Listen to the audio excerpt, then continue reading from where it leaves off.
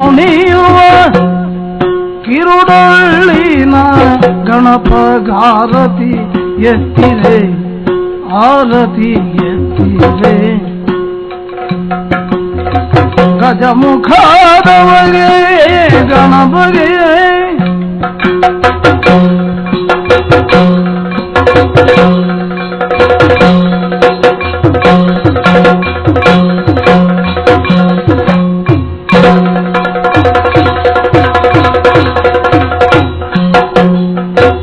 ದೇವತೆಗಳ ಕೈಯ ಕಪ್ಪವ ಕೊಂಬಗೆ ಧೋವಾಗ್ನೆಯಂದರೆ ಮೆರೆಯುವವರಿಗೆ ಆಗ ಮನದಲ್ಲಿ ನೆನೆವಾರಿಷ್ಟಾರ್ಥವ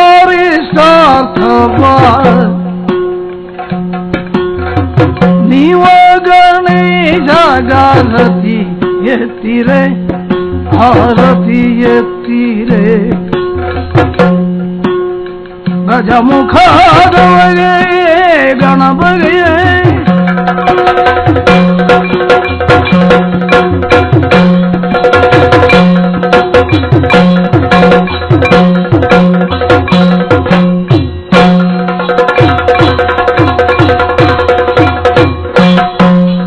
ಕರದೊಳು ಪರಶು ಆಶಂಕುಶ ಧಾರಿಗೆ ಹರುಜನೆ ಭಕ್ತರ ಪರಿಭವಗೆ ಮುರಗಭೂಷಣನಾಥ ಕುಮಾರ ಗಜಪದನನ ಚರಣ ಕಮಲ ಕಾರತಿ ಎತ್ತಿರೆ ಆರತಿ ಎತ್ತಿರೆ ಆರತಿ ಬೆಳಗಿದೆ ಗಜಮುಖಾದವಗೆ ಗಣಪಗೆ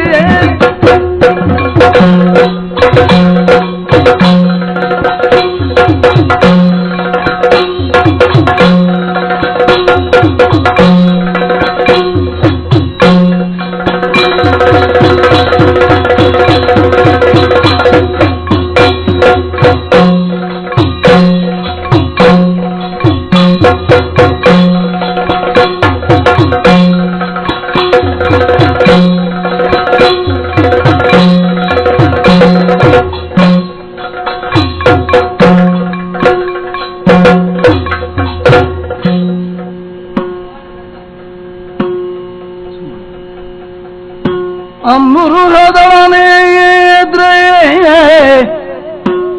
ಶ್ರೀ ದುರ್ಗಾಂಬಿಕೆಯ ಬಲಗೊಂಡು ಭಕ್ತಿಯೊಳಂಬಿಕಾ ಸುತ ವಿಘ್ನರಾಜನ ಬಿರಿದು ಸಂಸುದಿಸಿ ಅಂಬುನಿಧಿಯಾತ್ಮಜಿಗೆ ಕೈ ಮುಗಿದಂಬುಜ ಹಸನವಾಣಿಯರ ಪಾದಾಂಬುಜಗೆ ಪೊಡ ಮಾಡುದ ವರ್ಣಿಪೆ ನೀ ಕಥಾಮೃತವ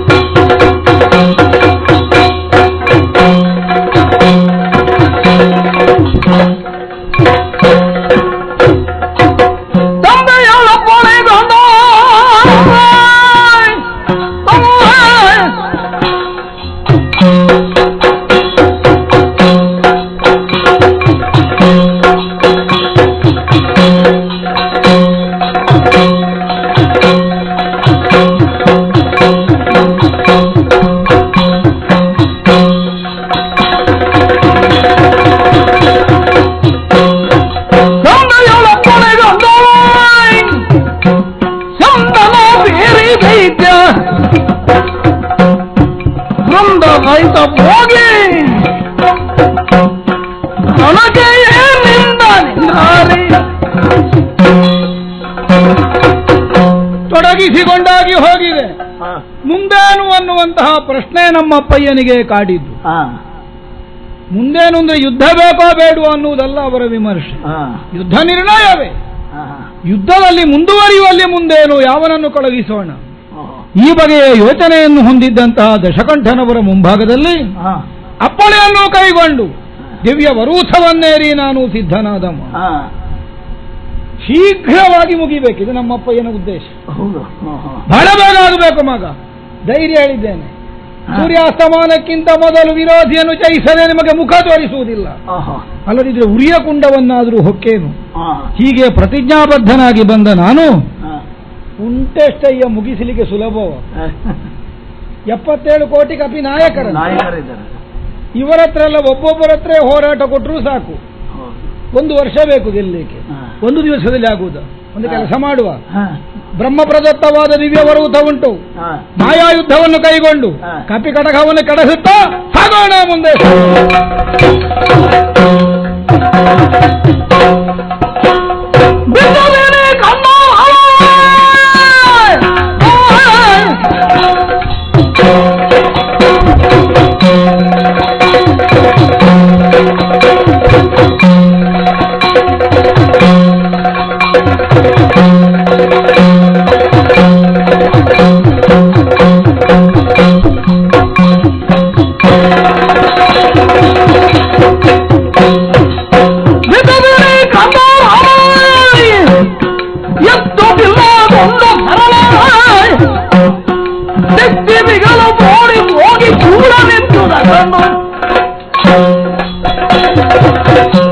ಯಾರೆಲ್ಲ ವೀರಾದಿ ವೀರರಿದ್ದಾರೆ ರಾವಣನ ಪಕ್ಷದಲ್ಲಿ ಅವರೆಲ್ಲ ಹೋರಾಟಕ್ಕೆ ಬಂದು ಹತರಾಗಿದ್ದಾರೆ.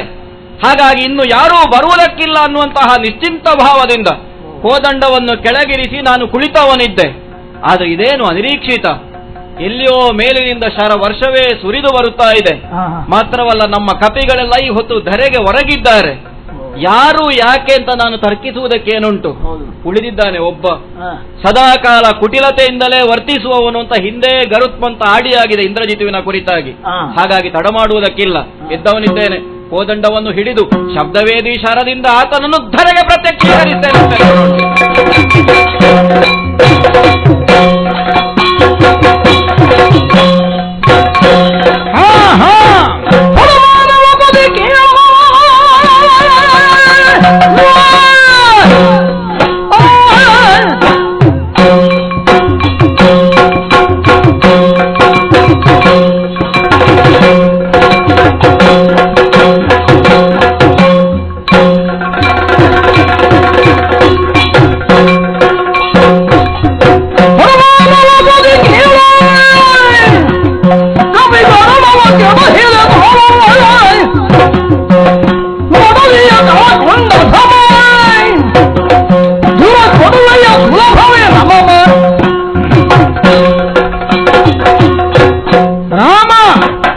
ಮೇಘನಾದ ಕದಲದ ಕಣದಲ್ಲಿ ನಿನ್ನ ಮುಂಭಾಗದಲ್ಲಿ ಕಾಣಿಸಿಕೊಂಡ ಮೇಘನಾದ ಅದೃಶ್ಯದಿಂದ ಆಗ ಸದಾಂಗಣದಲ್ಲಿ ನಿಂತು ಕದನ ಕಲಾಪದಲ್ಲಿ ಕೈಗೂಡಿಸಿದ ನಾನು ನಿನ್ನ ಮುಂಭಾಗದಲ್ಲಿ ಪ್ರಕಟನಾಗಿದ್ದೇನೆ. ಸರಿ, ಶರವೊಂದು ನನ್ನ ಮುಂಭಾಗಕ್ಕೆ ಬಂದ ಕಾಲಕ್ಕೆ ನನಗೆ ಬೇಕಾದ ವ್ಯಕ್ತಿ ಸಿಕ್ಕಿದ ಅನ್ನುವ ಧೋರಣೆಯಿಂದಲೇ ಕೆಳಗಿಳಿದು ಬಂದೆ.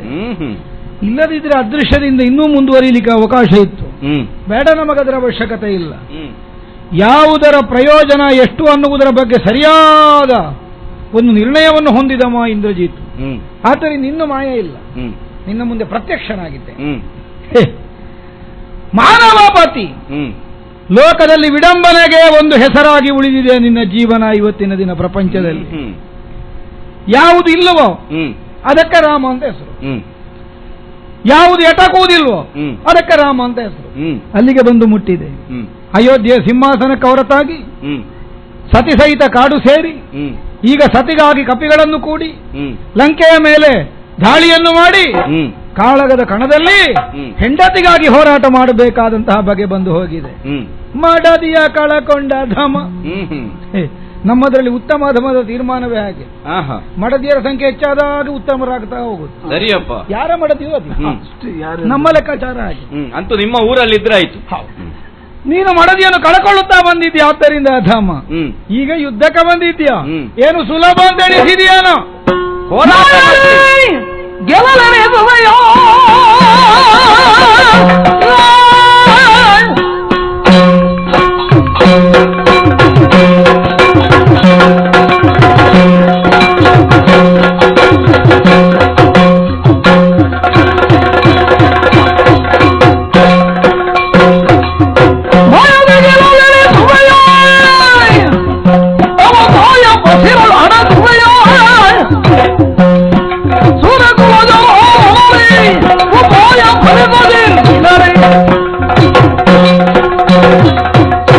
ಬಹಳ ಜಾಣತನದ ಮಾತುಗಳನ್ನು ಆಡ್ತಾ ಇದ್ದೆ.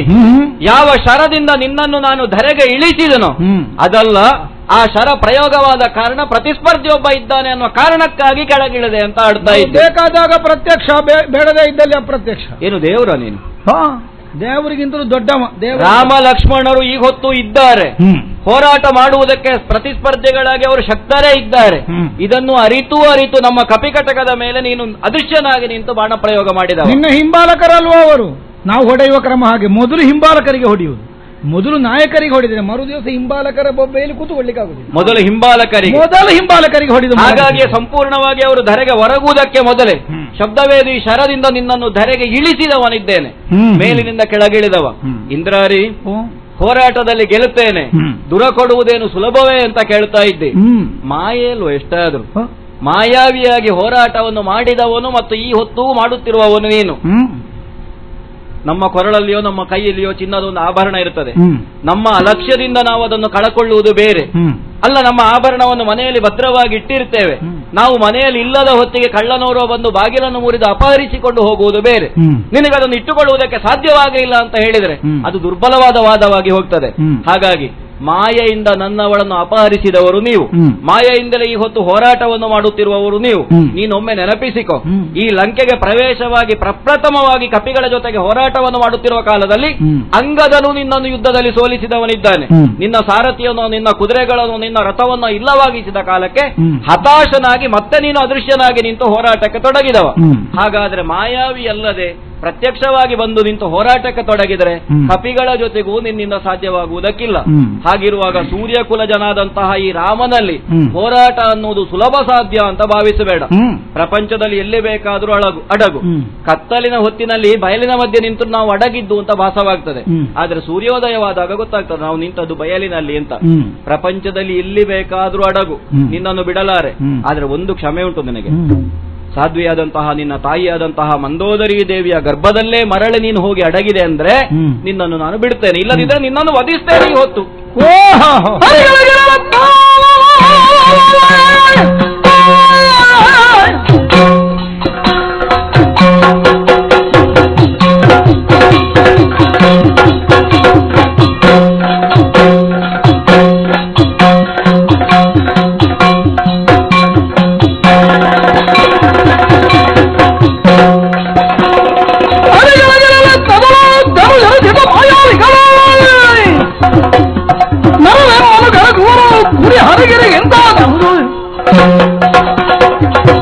ರಾಮ, ಇಂದ್ರಜಿತು ವಿರೋಧಿಗಳನ್ನು ಗೆಲ್ಲುವಲ್ಲಿ ನಾನಾ ಪ್ರಕಾರವಾದಂತಹ ಪ್ರಕ್ರಿಯೆಯನ್ನು ನಾವು ಮುಂದಾಗುತ್ತೇವೆ. ಮಾಯೆಯಿಂದ ಗೆಲ್ಲುತ್ತೇವೆ, ಮಾಯ ಮಾಡಿ ಗೆಲ್ಲುತ್ತೇವೆ, ಗೆದ್ದಂತೆ ಮಾಯವಾಗುತ್ತೇವೆ, ಅಥವಾ ಮುಖಾಮುಖಿಯಾದಂತಹ ಹೋರಾಟವನ್ನು ಮಾಡುತ್ತೇವೆ. ಎಲ್ಲವನ್ನೂ ಮಾಡಬಲ್ಲವರು ನಾವು.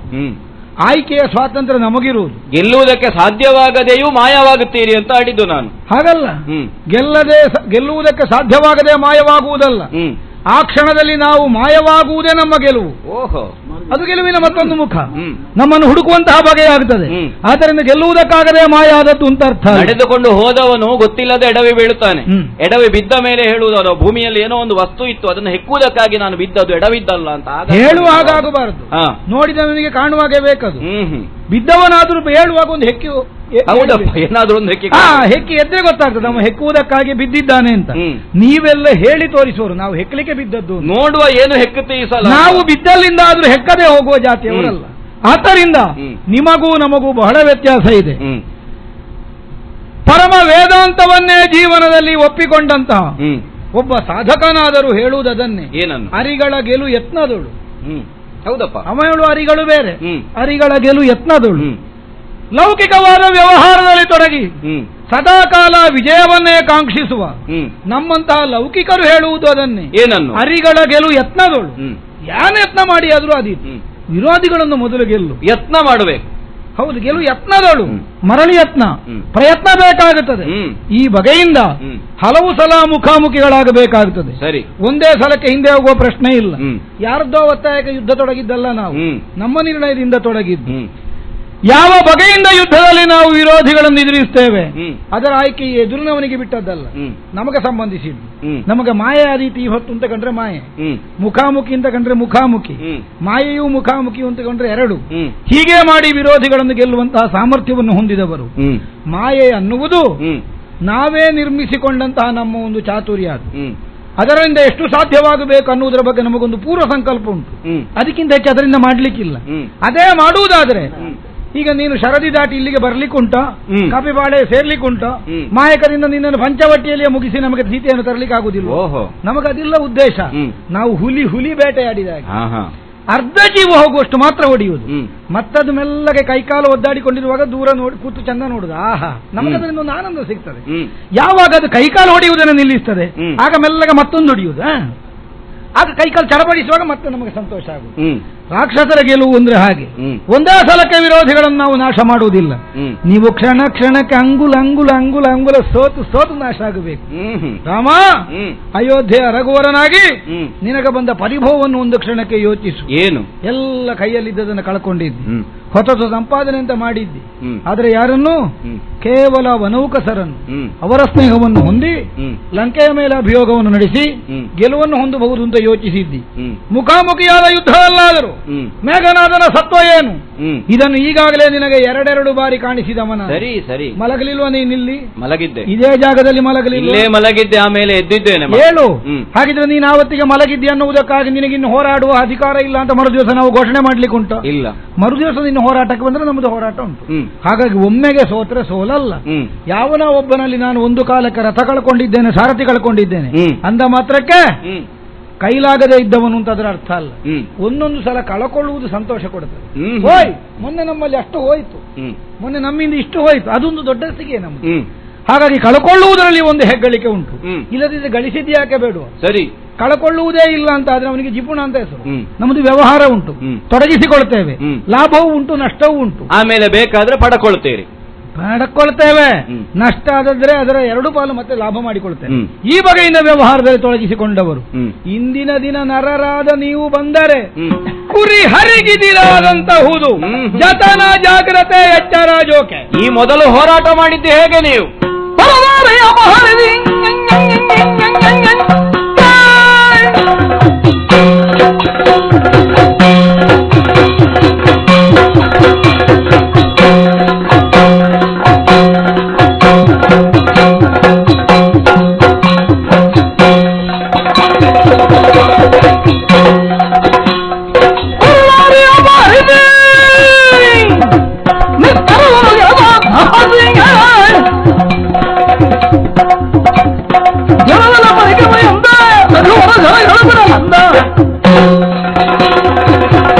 ಕಳಕೊಳ್ಳುವುದಲ್ಲೇ ಸಂತೋಷವನ್ನು ಪಡೆಯುತ್ತೀರಿ.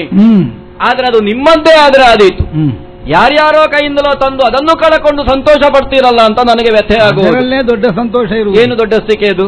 ಮೊದಲನವನದ್ದು ಮೂಲ ಹಕ್ಕಿನವನದ್ದು ಹೇಗೂ ಹೋಯ್ತಾ ನಾವು ತಕೊಂಡು ಬಂದಲ್ಲಿಗೆ ನಮ್ಮಿಂದ ಹೋಗ್ಲಿ, ನಮ್ಮದು ಹೇಗೂ ಅಲ್ಲಲ್ಲ. ಅದೇ ಅದನ್ನೇ ಆಡಿದ್ದು. ನಮಗೆ ನಷ್ಟ ಆಗ್ಲಿಕ್ಕಿಲ್ಲ. ನಾವೇ ಸ್ವಂತ ಶ್ರಮದಿಂದ ಸಂಪಾದಿಸಿತ್ತು ಅಂತ ಆದ್ರೆ ಅದನ್ನು ಕಳಕೊಳ್ಳುವಲ್ಲಿಯೂ ಮತ್ತೆ ನಾವು ಪುನರಪಿ ಪಡೆಕೊಳ್ಳುವಲ್ಲಿಯೂ ಸಂಪಾದನೆ ಶ್ರಮದ್ದೇ. ಯಾವ ಶ್ರಮ? ನೀನ್ ಏನ್ ಹೇಳ್ತಿ? ಕಣ್ಣು ಕಟ್ಟಿ ಮಾಯಕ ಮಾಡಿ ವೇಷ ಮಾಡಿ ತರುವುದು ಅಂದ್ರೆ ಕಷ್ಟದ ಕೆಲಸ. ಅದನ್ನೇ ನಾನು ಆಡಿದ್ದು. ಏನಿದ್ರು ಮಾಯೆಯಿಂದಲೇ ಪಡ್ಕೊಂಡವರು ನೀವು. ಮಾತ್ರವಲ್ಲ, ನೀನು ಇಂದ್ರಜಿತು ಅನ್ನುವಂತಹ ನೆಗಳ್ತೆಯನ್ನು ಪಡೆದವನಿದ್ದಿ, ಅದು ಕೂಡ ಮಾಯೆಯಿಂದಲೇ ಪಡೆದದ್ದು. ಹೋರಾಟವನ್ನೆಲ್ಲ ಮಾಡುತ್ತಾ ಮಾಡುತ್ತಾ ಮಾಯಾವಿದ್ಯೆಯಿಂದಲೇ ಎದುರಾಳಿಗಳನ್ನೆಲ್ಲ ಗೆದ್ದು ಪರನಾರಿಯರನ್ನು ಅಪಹರಿಸಿ ತಂದು ಈ ಹೊತ್ತು ಹೇಳ್ತಾ ಇದ್ದಿ ನಮ್ಮಲ್ಲಿ ಎಷ್ಟು ಮಂದಿ ಪತ್ನಿಯವರು ಹೆಚ್ಚಿದ್ದಾರೆ ಅಷ್ಟು ನಾವು ದೊಡ್ಡವರು. ಆದ್ದರಿಂದಲೇ ನಮ್ಮವರಿಗೆ ಎಲ್ಲ ಮಾಯೆ ಅಂತ. ಎಲ್ಲ ನಾಚಿಗಾಗುವುದಿಲ್ಲ ನಿಮಗೆ? ಉಳಿದವರದ್ದೆಲ್ಲ ಮಾಯೆ ಅಂತ ಹೇಳುದು ನೀವು. ನಿಮ್ಮದ್ದು ಮಾಯೆ ಆಗುವಾಗ ಗೊತ್ತಾಗ್ತದೆ ನಿಮಗೆ ಯಾವುದು ನಷ್ಟ ಯಾವುದು ಲಾಭ ಅಂತ. ಪರನಾರಿಯರನ್ನು ಅಪಹರಿಸಿ ತರುವ, ನಿರ್ಜರರನ್ನು ತನ್ನ ಪರಾಕ್ರಮದಿಂದ ಗೆದ್ದಿದ್ದೇನೆ ಅಂತ ಆಡುವ, ನಿನ್ನದ್ದಾದಂತಹ ಪರಾಕ್ರಮ ಏನುಂಟು ಅದು ಸೂರ್ಯನ ಮುಂಭಾಗದಲ್ಲಿರುವಂತಹ ಮಂಜಿನಂತಾದೀತು ಅಂತ ನಾನು ಎಚ್ಚರಿಸುವುದು ನಿನ್ನನ್ನು. ಕೈಕಾಲು ಬಡಿಯುವುದು ಹುಲಿ ಅಂತ ನೀನಾಡಿದೆಯಲ್ಲ, ಹುಲಿ ಬೇಟೆಯಾಡುವವರಂತ ನೀನಾಡಿದೆಯಲ್ಲ, ಇವತ್ತು ಹುಲಿಯಲ್ಲ, ಇವತ್ತು ಕೈಕಾಲು ಬಡಿಯುವವನು ನೀನಾಗುತ್ತೆ ನನ್ನ ಮುಂದೆ ಹೋರಾಟಕ್ಕೆ ಬಂದು ನಿಂತೆ ಅಂತಾದ್ರೆ. ಹಾಗಾಗಿ ಮತ್ತೊಮ್ಮೆ ಎಚ್ಚರಿಕೆಯನ್ನು ಕೊಡ್ತಾ ಇದ್ದೇನೆ. ಸೂರ್ಯನ ಕಿರಣದ ಹೊಳಪು ಬಿದ್ದ ಕಾಲಕ್ಕೆ ಹಿಮದ ಬಿಂದುವಾದರೂ ವಜ್ರವಾಗಿ ಕಾಣಿಸ್ತದೆ. ಹಾಗೆಂದು ವಜ್ರಕ್ಕೋದಕ್ಕೂ ಒಂದೇ ಬೆಲೆ ಅಲ್ಲ, ಏನು ಅಲ್ಲ. ನಮ್ಮನ್ನು ಹಿಮದ ಬಿಂದು ಅಂತ ತಿಳಿಬೇಡ, ವಜ್ರದ ತುಂಡು ಇದು. ನೀನು ನೋಡೋಣ ಅಂತ ನೋಡೋಣ.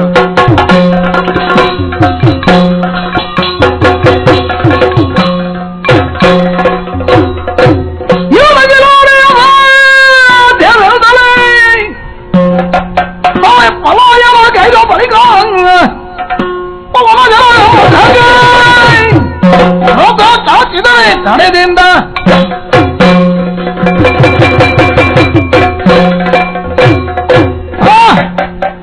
ಕಾಳಗಳ ಕಣದಲ್ಲಿ ಬಿರುಸು ಏರಿ ಹೋಯಿತು.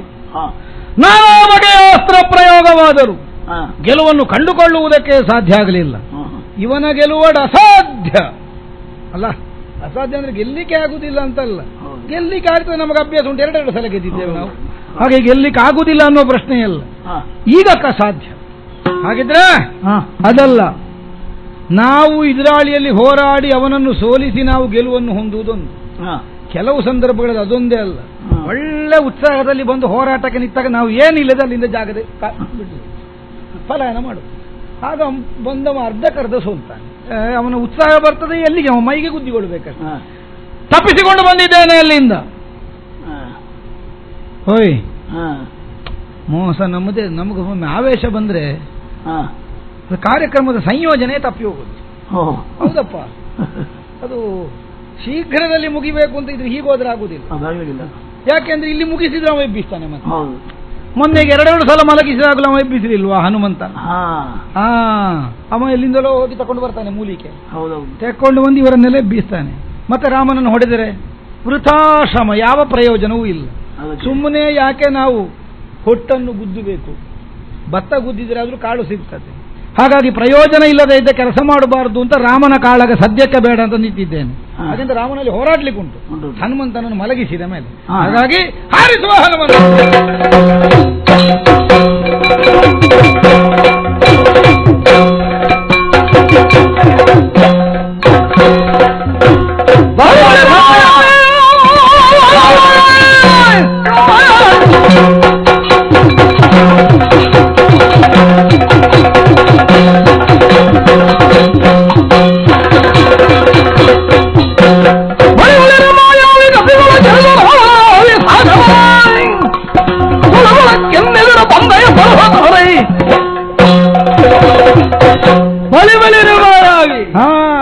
ಅರ್ಥ ಆಯ್ತು. ನಿನ್ನ ಪಲಾಯನ ಪಾಂಡಿತ್ಯದ ಪ್ರದರ್ಶನಕ್ಕಾಗಿಯೇ ರಣಕಣಕ್ಕೆ ನೀನು ಹೊಕ್ಕಿದ್ದಿ ಇವತ್ತು. ಕಪಿಗಳಲ್ಲಿ ಆ ಸಮಯದಲ್ಲಿ ಒಂದು ಅಲ್ಪಕಾಲಿಕವಾದ ವಿಜಯವನ್ನು ಸಂಪಾದಿಸಿದ ನೀನು. ರಾಮನಿಗೆ ಎದುರಾದ ಕಾಲದಲ್ಲಿ ಸಾಗಲೇ ಇಲ್ಲ, ನಿನ್ನದು ಯಾವುದೂ ಸಾಗಲಿಲ್ಲ. ಬಹಳಷ್ಟನ್ನು ಸಾಗಿಸುವುದಕ್ಕೆ ನೋಡಿದೆ, ಯಾವುದೂ ಸಾಗದ ಕಾಲದಲ್ಲಿ ಕಾಲಿಕಿತ್ತೆ ಅಲ್ಲಿಂದ ಪಲಾಯನ ಮಾಡಿದೆ. ಆ ಪಾಂಡಿತ್ಯ ಹೆಚ್ಚು ಎಂಬುದನ್ನು ನಿರೂಪಿಸುವುದಕ್ಕೆ ಈಗ ಇಲ್ಲಿ ಕಂಡೆ. ಎಷ್ಟೊತ್ತಿದ್ದಿ ಅಂತ ಗೊತ್ತಿಲ್ಲ, ಆದರೆ ಅಲ್ಲಿಯೇ ಕೈ ಸೋತಂತಹ ನೀನು ಈ ರಣಕಣದಿಂದಲೇ ಪಲಾಯನ ಪಠಿಸಿ ನಿನ್ನ ಅಪ್ಪನಿಗೆ ಹೇಳಬೇಕಾದ್ದನ್ನು ಹೇಳಿ ಏನಾದರೂ ಪರಿವರ್ತನೆಯನ್ನು ತಂದದ್ದಿದ್ರೆ ಬದುಕಿನಲ್ಲಾದರೂ ಪಲಾಯನ ಮಾಡದೆ ಉಳಿಯಬಹುದಾಗಿತ್ತು. ಅದಿಲ್ಲ ಅಂತಾದರೆ ನಿಶ್ಚಿತವಾದಂತಹ ಅವಧಿಗಾಗಿ ಬದುಕು ಅಂತ ನಿರ್ಣಯ ಆಗಿದ್ದರೂ ಕೂಡ ಮಧ್ಯದಲ್ಲೇ ಪಲಾಯನ ಪಂಡಿತ ರಣದಿಂದ ಪಲಾಯನ ಮಾಡುವ ಹಾಗೆ ಬದುಕಿನಿಂದ ಪಲಾಯನ ಮಾಡಿಸಿ ಏನು ನಿನಗೆ ಎದುರಾದರೆ ಹಿಂದೆ ಏನು ಅಂತ ಗೊತ್ತಿಲ್ಲ.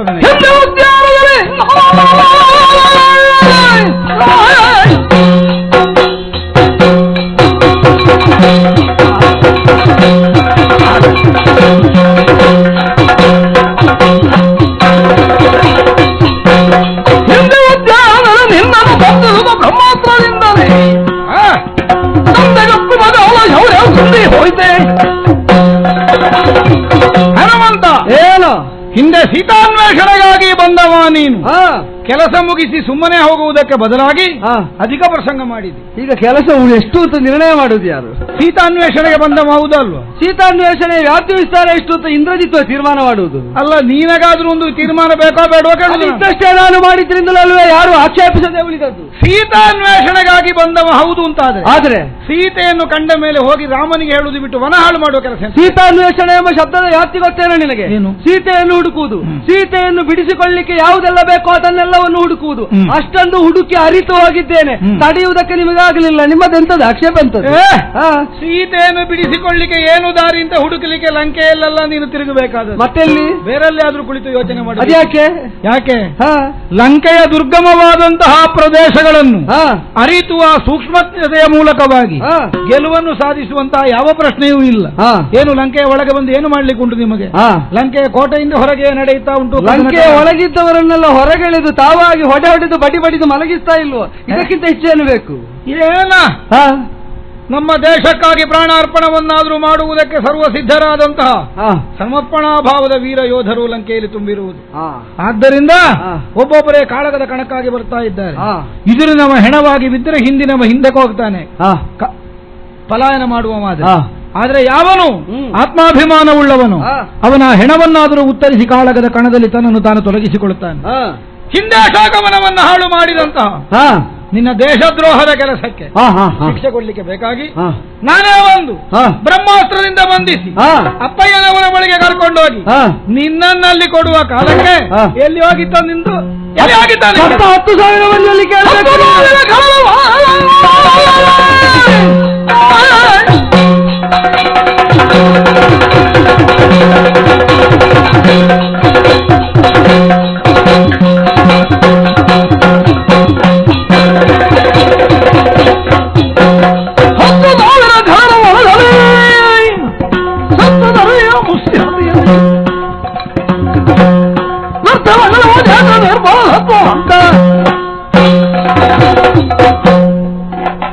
ಮಹಾಪರಾಕ್ರಮವನ್ನೇ ಪ್ರದರ್ಶಿಸಿದ ಹಮ್ಮಿನಿಂದ ಬಿಮ್ಮಿನಿಂದ ಬ್ರಹ್ಮಾಸ್ತ್ರ ಪ್ರಯೋಗದಿಂದ ನನ್ನನ್ನು ಬಂಧಿಸಿದ ಪ್ರಕರಣವನ್ನೇ ಉಲ್ಲೇಖಿಸ್ತಾ ಎಲ್ಲಿ ಹೋಗಿತ್ತು ಅಂತ ಕೇಳ್ತಿ.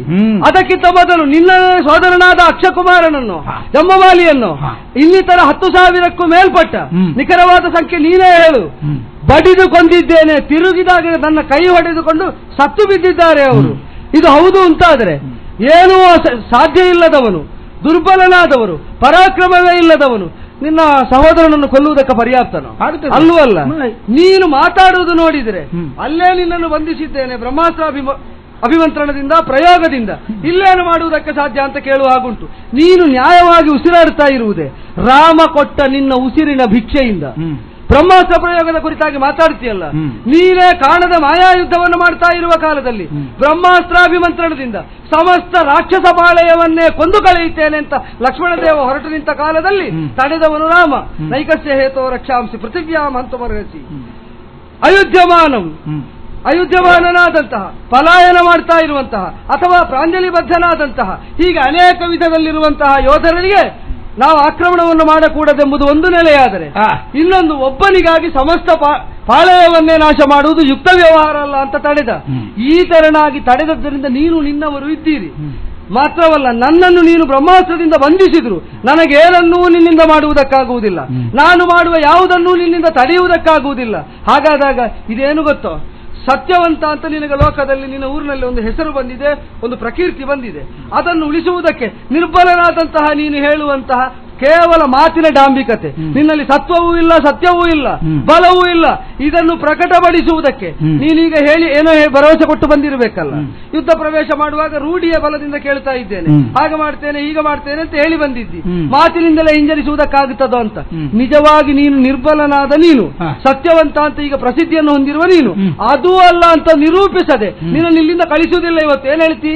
ತೋಟ ಹಾಳು ಮಾಡುವ ಒಂದು ಸಾಮಾನ್ಯ ಕೋತಿಯನ್ನು ಹಿಡಿಯಲಿಕ್ಕೆ ಇಂದ್ರಜಿತ್ವ, ಮತ್ತೆ ಇಂದ್ರಜಿತ್ವಿಗೂ ಆದ ಬ್ರಹ್ಮಾಸ್ತ್ರ ಬೇಕಾಯ್ತಲ್ಲ. ಏನು ನೀನು ದುರ್ಬಲ ಆದದ್ದಕ್ಕೆ ನಾನು ಯುದ್ಧಕ್ಕೆ ಬಂದದ್ದಲ್ಲ, ಮತ್ತೆ ನೀನು ಪ್ರಬಲಾದ್ದರಿಂದಲೇ ಬಂದದ್ದು. ಸರಿ, ಇಂದ್ರಜಿತುವಿನೊಂದಿಗಿನ ಮುಖಾಮುಖಿಯಾದ ಹೋರಾಟ ನಿನಗೆ ಸಿದ್ಧಿಯಾದದ್ದು ಹೇಗೆ ಗೊತ್ತುಂಟು? ಹೇಗೆ? ಅಕ್ಷಕುಮಾರ ಜಂಬುಮಾಲಿಯ ಮೊದಲಾದ 10,000 ಮಂದಿ ರಾಕ್ಷಸರನ್ನು ನೀನು ಕೊಂದ ಕಾರಣದಿಂದ ನಿನ್ನ ಅರ್ಹತೆಯನ್ನು ನೀನು ಪ್ರಕಟಿಸಿ ಮತ್ತೆ ಎಲ್ಲಿ ಹೋಗಿ ಅವರನ್ನು ಕೊಂದಿದ್ದೆ. ಹಾಗೆ ಇಂದ್ರಜಿತುವಿನ ಮುಂದೆ ನಡೆಯಿತು ಅಂತ ಪ್ರಶ್ನೆ ಇರುವುದು. ಇಂದ್ರಜಿತು ಏನೂ ಆಗದೆ ಮರದ ಗೆಲ್ಲು ಮುರಿಯುವ ಒಬ್ಬ ಮಂಗನನ್ನು ಹೊಡಿಲಿಕ್ಕಲ್ಲ ಇಂದ್ರಜಿತು ಬಂದದ್ದು.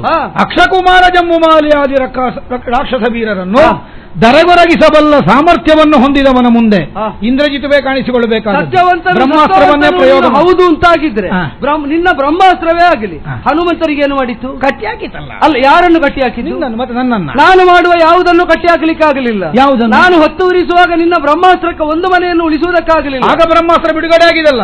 ಕಟ್ಟಿ ಅರಮನೆಗೆ ಮಾತ್ರ ಯಾರು ಬಿಡುಗಡೆ ಮಾಡಿದ್ದು? ಅಷ್ಟಕ್ಕೆ ಬಿಡುಗಡೆಗೊಂಡಿದೆ. ಅದರಷ್ಟಕ್ಕೆ ಹೇಗೆ ಬಿಡುಗಡೆ ಬಂದದ್ದು? ಪ್ರಯೋಗ ನಿನ್ನ ಸಂಕಲ್ಪದಿಂದ. ಹೌದು. ಬಿಡುಗಡೆ ಆಗುವುದು ಅದರ ಸಂಕಲ್ಪದಿಂದಲೋ? ಅದು ಪ್ರತಿ ಸಲವೂ ಹಾಗೆ ಆಗಿದೆ. ಆ ಸಲ ಮಾತ್ರ ಅಲ್ಲ. ಬ್ರಹ್ಮಾಸ್ತ್ರ ಫಲಿಸುವುದು ಯಾವಾಗಲೂ ಬ್ರಹ್ಮಾಸ್ತ್ರ ಫಲಿಸುವುದು ಅದರಷ್ಟಕ್ಕೆ ಅದು ಬಿಡುಗಡೆ. ಬ್ರಹ್ಮಾಸ್ತ್ರ ಫಲಿಸುವುದು ಯಾರಿಂದ? ಯಾರಿಂದ? ಯಾವ ಸಾಮರ್ಥ್ಯದಿಂದ? ಯಾರ ಸಾಮರ್ಥ್ಯದಿಂದ? ಯಾವ ದೇವತೆಗಳು ನೀವು ಸಂಕಲ್ಪ? ಬ್ರಹ್ಮನ್ವೇನೋ. ಹೌದಾ? ಬ್ರಹ್ಮನ ಅನುಗ್ರಹದಿಂದ ಬ್ರಹ್ಮಾಸ್ತ್ರ ಫಲಿಸ್ತದೆ ಅಂತ ಆದ್ರೆ ನನ್ನ ಹೆಸರಿನ ಯಾವುದೇ ಶರಗಳು ನಿನಗೆ ಪರಿಣಾಮ ಉಂಟು ಮಾಡದೇ ಇರಲಿ ಅಂತ ಅನುಗ್ರಹ ಕೊಟ್ಟವನು ಅದೇ ಬ್ರಹ್ಮ. ನಿನಗೆ ಫಲಿಸ್ತದೆ ಅಂತ ಆದ್ರೆ ನನಗೆ ಫಲಿಸುವುದಿಲ್ವೇನೋ? ಹಾಗಾದ್ರೆ ಯಾವುದು ಸತ್ಯ? ನಾನಾಗಿ ನಿನ್ನ ಬ್ರಹ್ಮಾಸ್ತ್ರಕ್ಕೆ ಬಂದಿಯಾಗಿ ನನಗೆ ಬೇಕಾದ ಕಾರ್ಯಯೋಜನೆಯಂತೆ ಮುನ್ನಡೆದಿದ್ದೇನೆ ಎಂಬುದೇ ಸತ್ಯ. ಅದು ಬಿಟ್ಟರೆ ನಿನ್ನ ಬ್ರಹ್ಮಾಸ್ತ್ರ ನನ್ನನ್ನು ಏನೂ ಮಾಡಲಾರದು.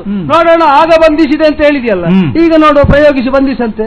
ನಾನು ಒಡ್ಡಿಕೊಳ್ಳದ ನನ್ನನ್ನು ಬಂಧಿಸುವುದಕ್ಕಾಗುವುದಿಲ್ಲ ಎಂಬುದನ್ನು ಹೇಳುವುದಕ್ಕೆ ಮಾತ್ರ ನಾನು ಈ ಬಂತಾಗುವಾನ ಕೊಡ್ತಾ ಇರುವುದು. ಜಾಣ ಮೇಲೆ ಬೇಡ. ಏನು? ನೀನು ಒಡ್ಡಿಕೊಂಡ್ರೆ ಮಾತ್ರ ನಿನ್ನ ಮೇಲೆ ಬ್ರಹ್ಮಾಸ್ತ್ರ ಪ್ರಯೋಗ ಆಗುವುದು ಅಂತ ನೀನು ಹೇಳಿದ ಮೇಲೆ ನಿನ್ನ ಮೇಲೆ ನಾನು ಬ್ರಹ್ಮಾಸ್ತ್ರವೇ ಪ್ರಯೋಗ ಮಾಡುವುದಿಲ್ಲ. ಅಲ್ಲ, ನೀನು ಯಾವುದು ಪ್ರಯೋಗ ಮಾಡಿದ್ರು ಚಿಂತಿಲ್ಲವಾದ್ದರಿಂದ ನಾನು ಏನನ್ನು ಹೇಳ್ತೇನೆ. ಅಲ್ಲ, ನೀನು ಬಹುಶಃ ನನ್ನಿಂದ ಬ್ರಹ್ಮಾಸ್ತ್ರ ಪ್ರಯೋಗ ಆಗಬಾರದು ಅನ್ನುವುದಕ್ಕೆ ಉಪಾಯದಿಂದಲೇ ಹೇಳಿದ್ದಿರಬೇಕು. ಬೇಡ, ನಿನಗೆ ಮುಕ್ತ ಬಂತಾಹ್ವಾನ ಕೊಡ್ತೇನೆ. ನಿನ್ನ ಬತ್ತಳಿಕೆಯಲ್ಲಿರುವ ಯಾವ ಮಾರ್ಗಣವಾದರೂ ನನ್ನನ್ನು ಬಂಧಿಸಿದರೆ, ನಿನ್ನಲ್ಲಿರುವ ಯಾವ ವಿದ್ಯೆಯಾದರೂ ನನ್ನನ್ನು ಆತ್ಯಂತಿಕವಾಗಿ ವಶಪಡಿಸಿದರೆ ಸರಿ, ನಿನಗೆ ಸೋತೆ ಅಂತ ನಾನು ಒಪ್ಪಬಲ್ಲೆ. ಆದರೆ ನಿನ್ನ ಸಾಮರ್ಥ್ಯ, ನಿನ್ನ ವಿದ್ಯೆ, ನಿನ್ನ ಮಾರ್ಗಣ ಯಾವುದಕ್ಕೂ ನನ್ನನ್ನು ಬಂಧಿಸುವ ಸಾಮರ್ಥ್ಯ ಬೇಡ. ನೋಡೋಣ, ನನ್ನ ಹತ್ರ ಬಂತ ಬೇಡ. ಬತ್ತಳಿಕೆಯ ಗುಟ್ಟು ಗೊತ್ತಿಲ್ಲ ನಿನಗೆ, ಎಂತೆಂತದೆಲ್ಲ ಉಂಟು ಗೊತ್ತುಂಟ ಹೊರಗೆ.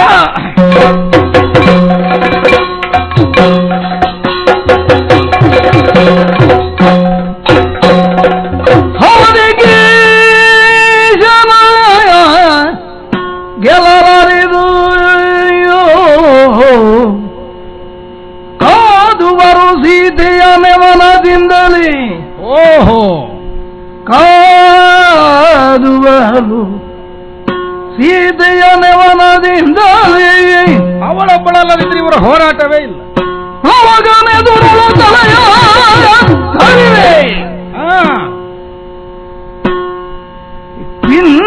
ಪಿಂಜರಿವರೆಂದೆನು ಹವದೇ ಕೀಶನ ಗೆಲವರಿದು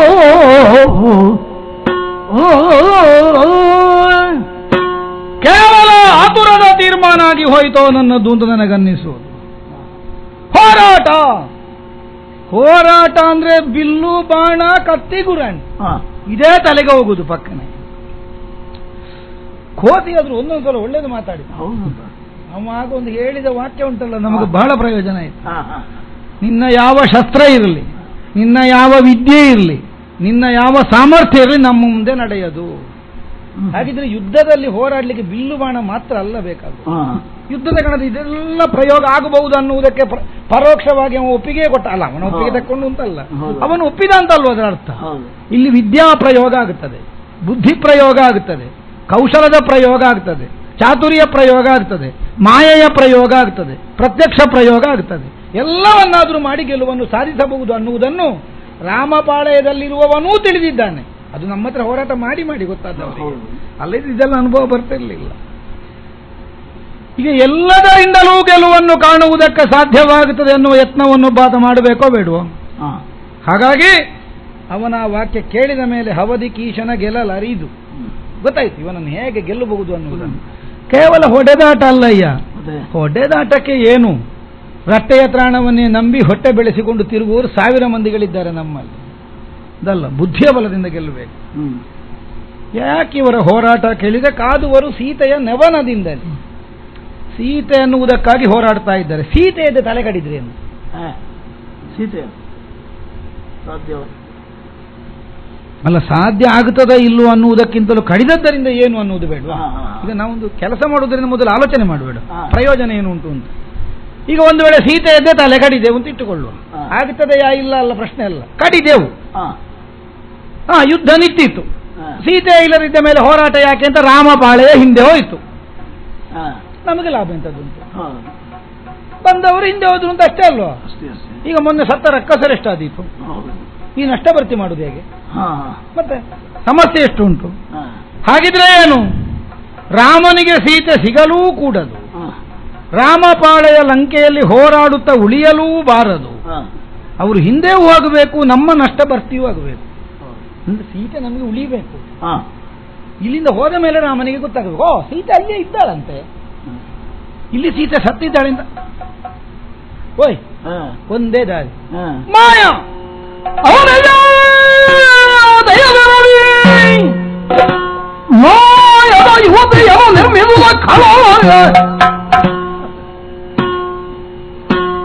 ಮಾಯದ ಯುವತಿ, ಸರಿಯಾದ ಯುವತಿ ಅಲ್ಲ ಅದು.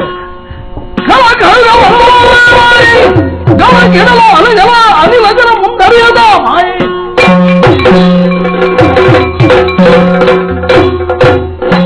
ಈಗ ನಿಮಗೆ ನೋಡಿದ್ರೆ ಗುರುತ ಸಿಗ್ತದ?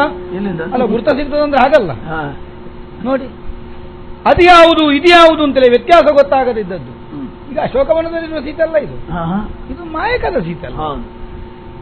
ಇದರ ಉದ್ದೇಶವೇ ಒಂದೆರಡು ಪದ ಮಾತ್ರ. ಹೌದಾ, ಎರಡೇ ಪದ. ಆ ಹನುಮಂತನ ಮುಂದೆ ಒಂದು ಮಾತಾಡ್ಬೇಕಷ್ಟೇ, ಅದು ಸೀತೆ ಅನ್ನೋದು ಗೊತ್ತಾಗ್ಲಿಕ್ಕೆ ಮಾತ್ರ. ತಲೆ ಕಡಿದು ಬಿಡುದಪ್ಪ. ಅವ ಸೀತೆಯ ನಾಶ ಆಯ್ತು ಅಂತ ಹೋಗಿ ರಾಮನಿಗೆ ಹೇಳ್ತಾನೆ. ರಾಮ ಪ್ರತ್ಯಕ್ಷ ಕಂಡರೂ ನಂಬಲಿಕ್ಕಿಲ್ಲ, ಹನುಮಂತ ಹೇಳಿದ್ರೆ ನಂಬುತ್ತಾನೆ. ಅವನ ಹತ್ರ ಒಂದು ಬಹಳ ವಿಶ್ವಾಸ. ಆದ್ದರಿಂದ ಹನುಮನ ಮುಂಭಾಗದಲ್ಲಿ ಆಗಬೇಕಾದ ಕೆಲಸ ಹೇಳ್ಕೊಂಡು ಸಾಧ್ಯ ಇದ್ದಷ್ಟು ಬೊಬ್ಬೆ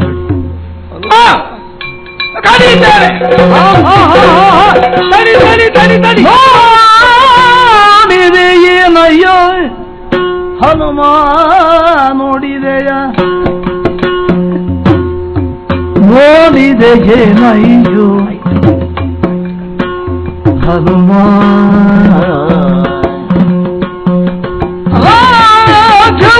ನಿನಗೆ ಮಾಡುವ ಜಯ ನಿಸಿ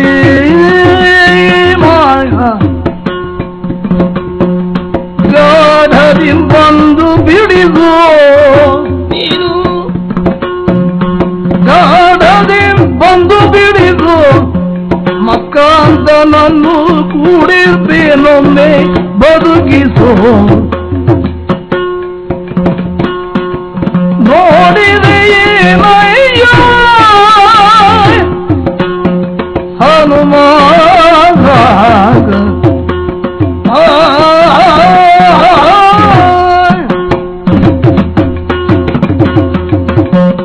ತಡಿ ತಡಿ ತಡಿ ತಡಿ, ಏನು ಮಾಡುವುದಕ್ಕೆ ಹೊರಟಿದ್ಯೋ? ಅಮ್ಮ ಏನೋ ಮಾತಾಡ್ತಾ ಇದ್ದಾರೆ, ತಡಿ. ಆ ಖಡ್ಗ ತೆಗಿಯೋ, ಆ ಖಡ್ಗ ತೆಗಿಯೋ, ಅವಳ ಬರಲಿಲ್ಲ. ಎಲ್ಲ ಖಡ್ಗ ತೆಗಿದ್ರೆ ಕಡಿಲಿಕ್ಕೆ ಆಗ್ತದೆ. ಆದ್ದರಿಂದಲೇ ತೆಗಿಯಂದದ್ದು. ಕಡಿಯುವುದಕ್ಕಾಗಿ ತೆಗೆದ ಖಡ್ಗವನ್ನು ಮತ್ತೆಲ್ಲಿಗೆ ತೆಗೆಯುವುದಿಲ್ಲ? ಕಡೆಯ ಕೂಡದೆಂಬುದಕ್ಕಾಗಿ ತೆಗೆಯಂದದ್ದು ಮಾತಾಡ್ತಾ ಇದ್ದಾಳೆ. ಕಡಿಲಿಗೆ ಕೂಡ್ತದೆ ಅನ್ನುವುದಕ್ಕಾಗಿ ಹೊರಟದ್ದು ನಾನು, ಕೂಡುದು ಅಂತ ನೀನೇ ಕೇಳು. ಏನೋ ಮಾತಾಡ್ತಾ ಇದ್ದಾರೆ, ಮಾತಾಡುವುದಕ್ಕಾದ್ರೂ ಬಿಡು ಪುಣ್ಯಾತ್ಮ.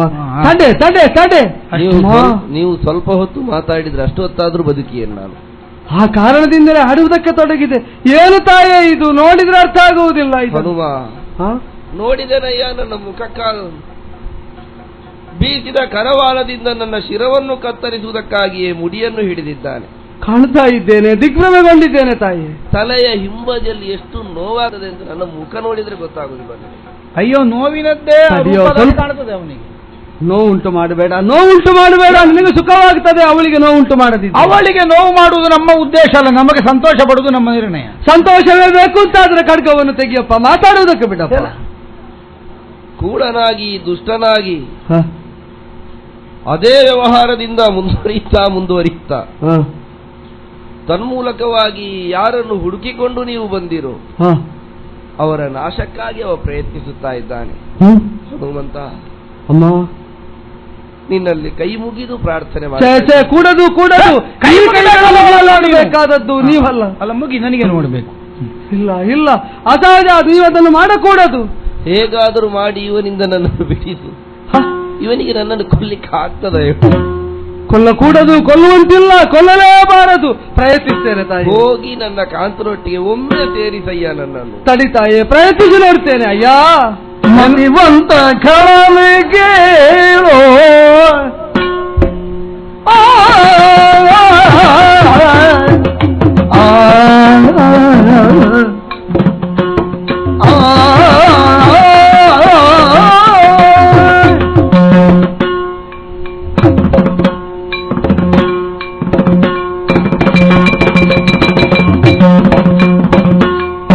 ಮತಿವಂತ ಘಳನಿಗೆ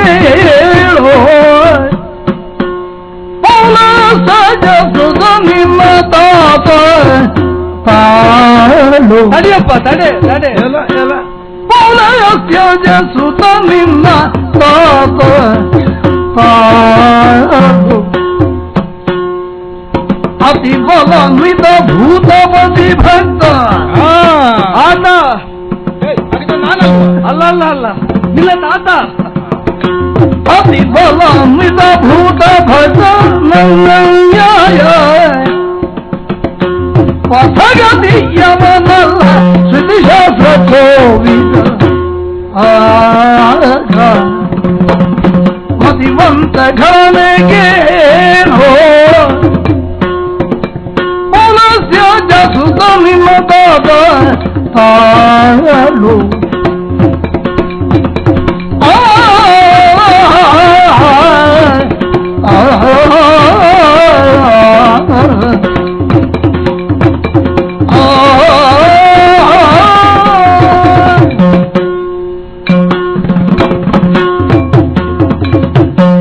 ಅಯ್ಯ ತಡೆ ತಡೆ ತಡೆ ತಡೆ ತಡೆ. ನೀನು ತಡೆಯುವುದಕ್ಕೆ ಬಂದವನು, ಈಗ ತಡೆಯಿದ್ದೇನೆ. ನನಗಿದು ಉಚಿತವೋ ಅವಳಿಗಿದು ವಿಹಿತವೋ ಎಂಬುದಕ್ಕಿಂತಲೂ ನಿನಗಿದು ಸಮ್ಮತವಾದ ವ್ಯವಹಾರವು ಅಂತ ಅರೆ ಕ್ಷಣ ಯೋಚಿಸುವುದಕ್ಕಾದ್ರೂ ತಡೆ. ಮತ್ತೆ ಇದೀಗ ಯಾರ್ದಾದ್ರೂ ಒತ್ತಾಯ ಮಾಡುವಾಗ ಕಾಣ್ತದೆ. ನನಗೆ ಗೊತ್ತಿಲ್ಲ ಯಾವುದಕ್ಕಾಗಿ ನೀನು ಮಾಡ್ತೀಯ. ನೀವೇ ಇದನ್ನು ಮಾಡುವುದು ಹೌದು ಅಂತ ಆದರೆ ಮತಿವಂತ ಖಳನೆ ಅಂತ ಪ್ರತಿಯೊರ್ವರು ಕೇಳುವಾಗುವುದಿಲ್ವೇ? ನಿನ್ನವರು ಕೂಡ. ನಾನು ಕೇಳುವುದು ಬಿಡು, ವಿಪಕ್ಷದವರು ಕೇಳುವುದು ಬಿಡು. ಹೀಗೆ ಮಾಡಿದ ಇಂದ್ರಜಿತ್ತು ಮತಿವಂತ ಖಳನೆ ಅಂತ ಅವರು ಕೇಳುವಾಗುವುದಿಲ್ವ? ಮತಿವಂತ ಖಳನೆ ಅಂತ ಸಂಬೋಧನೆ ಮಾಡಿ. ಅಲ್ಲ ಅಲ್ಲ, ಸಂಬೋಧನೆ ಅಲ್ಲ ಅದು, ಮತಿವಂತ ಖಳನೆ ಅಂತ ಕೇಳುವಾಗ ಆಗುತ್ತದೆ. ಪ್ರಶ್ನಾರ್ಥಕ ಬೇಡ, ಒಪ್ಪುವ. ಅದನ್ನು ಬಿಟ್ರೆ ಮತಿವಂತ ಖಳನೆ ಅಂತ ನಾನೇ ಸಂಬೋಧನೆ ಮಾಡ್ತೇನೆ. ಅಲ್ಲ, ಅದು ಯಾಕದು? ನಮ್ಮವರು ನನ್ನನ್ನು ಮತಿವಂತ ಅಂತ ಹೇಳುದಿಂದ ಹಿಡ್ಕೊಂಡ್ರೆ ಅಲ್ಲ, ನೀನ್ ಹೇಳ್ತಿ ಬಿಟ್ರೆ ಅಂತ ಆಗುವುದಿಲ್ಲ. ಈಗ ನಿನ್ನ ಪರಂಪರೆಯನ್ನೊಮ್ಮೆ ಯೋಚಿಸಿ, ಬೇರೆ ಯಾವುದು ಬೇಡ. ಈಗ ಹೆಚ್ಚು ಬುದ್ಧಿ ಇಲ್ಲದವರು ಕೂಡ ತಂದೆಗೆ ನಿಷ್ಠರಾಗಿ ತಂದೆ ಮತ್ತು ಮನೆತನಕ್ಕೆ ಅನುಗುಣವಾಗಿ ನಡೆಯುವ ಪ್ರವೃತ್ತಿಯನ್ನು ತೋರುತ್ತಾರೆ. ಅದು ಮೊದಲು ಹೇಳು ಅಲ್ವಾ? ಬುದ್ಧಿ ಇದ್ದವರು ತಂದೆಗೆ ನಿಷ್ಠರಾಗಿರುವುದಿಲ್ಲ ಅಂತ ಅಲ್ವಾ? ಅಲ್ಲಲ್ಲ, ಹಾಗಲ್ಲ. ಬುದ್ಧಿ ಇಲ್ಲದವರು ತಂದೆಗೆ. ಈಗ ನಾನು ಹೇಳ್ತಾ ಇದ್ದೇನಲ್ಲ ಯಾವ್ದು ಅರ್ಥ ಅಂತ. ಈಗ ನಾನು ಹೇಳಿದ್ದಕ್ಕೆ ನೀನು ಯಾಕಪ್ಪ ಬೇರೆ ಅರ್ಥ ಮಾಡ್ತಿ? ತಂದೆ ಆ ಕಾಲದಲ್ಲಿ ಒಪ್ಪದಿದ್ದರೂ ಪರಿಣಾಮದಿಂದ ತಂದೆಗೆ ರಮಣೀಯವಾಗಬಹುದಾದ ಕೃತ್ಯವನ್ನು ಮಾಡುವುದು ಬೌದ್ಧಿಯ ವೈಶಾಲ್ಯ, ಬೌದ್ಧಿಕವಾದ ವೈಭವವುಳ್ಳವರ ಕೃತ್ಯ. ಅದೆಲ್ಲ ನಿನ್ನಿಂದ ಆಗುತ್ತದೆ ಅಂತ ನಾನು ಭಾವಿಸುವುದಿಲ್ಲ. ಈಗ ಮಾಡಿದ್ರಿಂದ ಪರಿಣಾಮ ಅದೆಲ್ಲ ನಿನ್ನಿಂದ ಆಗುವುದಿಲ್ಲ, ನಮ್ಮಿಂದ ಅಂತದ್ದೇ ಆಗುವುದಿಲ್ಲ. ಇವತ್ತಿಗೆ ಆಗುವುದಿಲ್ಲ, ನಮ್ಮದು ಇವತ್ತಿನ ನಾಡ್ದು ಗೊತ್ತಾಗುವುದು. ಇದು ಶಾಶ್ವತವಾಗಿ ನಿನ್ನ ಪರಂಪರೆಯನ್ನೇ ನಿಂದೆಗೊಳಗು ಮಾಡುವಂತಹ ದುಷ್ಕೃತ್ಯವಾಗುತ್ತದೆ ಎಂಬುದರಿಂದಲೇ ತಡೆದಿದ್ದೇನೆ. ದುಷ್ಕೃತ್ಯ ಎಂತ ಪರಂಪರೆ ನಿಮ್ಮದು? ಪೌಲಸ್ತ್ಯಜ ಸುತ ನೀನು. ನಿನ್ನ ತಾತನ ಬಗ್ಗೆ ಹೇಳ್ತೇನೆ. ನಿನ್ನ ತಾತ, ಸ್ವಲ್ಪ ತಡೆ ನೀನು. ನಿನ್ನ ತಾತ ಅತಿಬಲಾನ್ವಿತ, ಭೂತಪತಿಯ ಅಸಮಭಕ್ತ, ಹೌದು, ಶ್ರುತಿಶಾಸ್ತ್ರ ಕೋವಿದ. ಅಯ್ಯೋ, ಎಲ್ಲ ಅವರಿಗೆ ಗೊತ್ತಿಲ್ಲದ ಯಾವುದೂ ಇಲ್ಲವಂತೆ. ಅವನಿಂದ ಬಂದವರೇ ನಮ್ಮಲ್ಲಿ ಹೇಳಿದ್ದುಂಟು. ಕಲ್ತದ್ದಕ್ಕೆ ಕಣ್ಣು ಉಂಟೋ ಕೇಳಿದ್ರು. ಹೌದೌದು.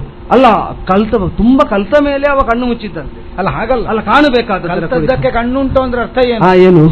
ಯಾವುದು ಬೇಕು ಯಾವುದು ಬೇಡ ಅಂತ ನೋಡಲಿಲ್ಲ, ಒಟ್ಟು ಕಲ್ತಿದ್ದಾರೆ. ಅದೇ ಬೇಡ ಪ್ರಯೋಗದಲ್ಲಿ ಮಾತ್ರ ಬೇಡವಾದದನ್ನೇ ಮುಂದೆ ಮಾಡ್ತಾ ಇದ್ದಾರೆ. ದೊಡ್ಡ ವಿದ್ವಾಂಸರು ಅಂತ ಹೇಳಿದ್ರೆ ಹಾಗೆ. ಅದೇ ಅರ್ಥ ಆಯ್ತು ನನಗೆ. ಆ ಕಾರಣದಿಂದಲೇ ಸಹಜ ವಿದ್ವಾಂಸರು ಕೂಡ ನಿನ್ನ ಊರಿನಲ್ಲಿ ವಿದ್ವಾಂಸರು ಅಂತ ಹೇಳಿಸಿಕೊಳ್ಳಿಕ್ಕೆ ಹೆದರ್ತಾರಂತೆ. ನಮ್ಮ ಅಪ್ಪನ ಮುಂದೆ ಯಾರು ಹೇಳುವ ಇಲ್ಲ. ಅಸಾಮಾನ್ಯವಾದಂತಹ ಯೋಧ, ನ್ಯಾಯಬದ್ಧಗತಿಯವನು ಅಂತ ಸಂದೇಹ ಬಂದಿತ್ತು ಸೀತಾಪಹರಣದ ಕಾಲದಲ್ಲಿ. ಒಂದು ವೇಳೆ ನಮಗೆಲ್ಲರೂ ಸ್ವಲ್ಪ ವಿದ್ವಾಂಸನು ಅಂತ ಗೊತ್ತಾದ್ರೆ ಬಾಲಕ್ಕೆ ಬೆಂಕಿ ಕೊಟ್ಟು ಓಡಿಸ್ತೇವೆ. ಅದೇ ಗೊತ್ತಾಯ್ತು. ಅವರ ವಿದ್ವತ್ತಿನ ಪರಾಕಾಷ್ಠೆ ಏನು ಅಂತಂದ್ರೆ ಅವರ ಊರಿನಿಂದ ಅವರು ಕೊಟ್ಟ ಬೆಂಕಿ ಅವರನ್ನೇ ಸುಡ್ತದೆ ಮೀಸೆಯ ತನಕ. ಅಲ್ಲ ಹೇಳಿ ಅಲ್ಲ ಹೋಗಲಿ, ಆದ್ರೂ ಒಂದು ಸಮಾಧಾನ ಉಂಟು. ನೀಚ ಮತ್ತೆ ಬರುವುದಿಲ್ಲ. ನಮ್ಮ ಬೆಂಕಿ ನಮ್ಮ ಊರಿನನ್ನೇ ಸುಟ್ಟದ್ದಲ್ವಾ? ಹೌದೌದು. ಬೇರೆಯವರ ಊರನ್ನು ಸುಡ್ಲಿಲ್ಲ ಅಲ್ಲ. ಇನ್ನು ಕೆಲವರು ಇರ್ತಾರೆ, ಬರುವಾಗಲೇ ಅವರ ಹೊಟ್ಟೆಯಲ್ಲಿ ಬೆಂಕಿ ಹೊತ್ತುಕೊಂಡೇ ಬರುದು. ಯಾರ್ಯಾರ ಮನೆ ಸುಟ್ಟು ನೋಡು, ಹೀಗೆ ನೀನು ಏನು ಮಾತಾಡಿದ್ರು ಕೇಳುತ್ತೇನೆ. ಈಗ ನಿಜವಾಗಿ ನಿಮ್ಮ ಊರಿನ ಬೆಂಕಿ ಯಾರನ್ನು ಸುಟ್ಟದ್ದು ಅಂತ ನಾವೊಂದು ವಿಮರ್ಶೆ ಮಾಡುವ. ಅವಳನ್ನು ಬಿಡು, ಅವಳನ್ನು ಯಾಕೆ ಹಿಡ್ಕೊಂಡಿದ್ದೀನಿ? ಅವಳನ್ನು ಹಿಡ್ಕೊಂಡೆ ಅನ್ಯಾಯ ಪಥಗತಿಯಲ್ಲೇ ಸೀತಾಪಹರಣವನ್ನು ಮಾಡಿ ಬಂದರು ತಂದರು. ಯುದ್ಧ ತೊಡಗಿದ ಬಳಿಕ ಸರ್ವ ಸಾಮರ್ಥ್ಯವನ್ನು ವಿನಿಯೋಗಿಸಿ ಒಂದು ಯುದ್ಧದ ನ್ಯಾಯಕ್ಕನುಗುಣವಾಗಿ ವರ್ತಿಸ್ತಾ ಇರುವ ತಂದೆಯ ಅಭಿಮತವನ್ನು ವಿರೋಧಿಸುವಂತೆ, ತಂದೆಯ ಕಾಮವನ್ನು ದಮನಿಸುವವನಂತೆ ನೀನು ಯಾಕೆ ಈ ಪ್ರವೃತ್ತಿಯನ್ನು ಮಾಡ್ತಾ ಇದ್ದೀವಿ? ನಿನಗೆ ಪ್ರವಚನ ಮಾಡಲಿಕ್ಕೆ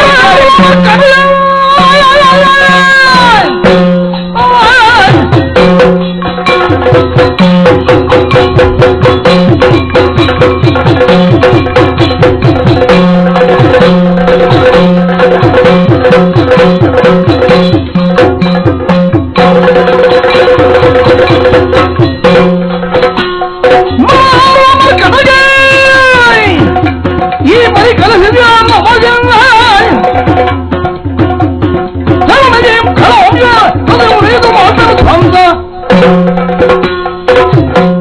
ಹನುಮ, ತಡಿ ತಡಿ ತಡಿ, ಈಗ ನಾನು ಹೇಳಿದ್ದ ಹೌದು ಅಲ್ವಾ? ಹೌದಲ್ವಾ ಆಮೇಲೆ ಆಲೋಚನೆ ಮಾಡುವ.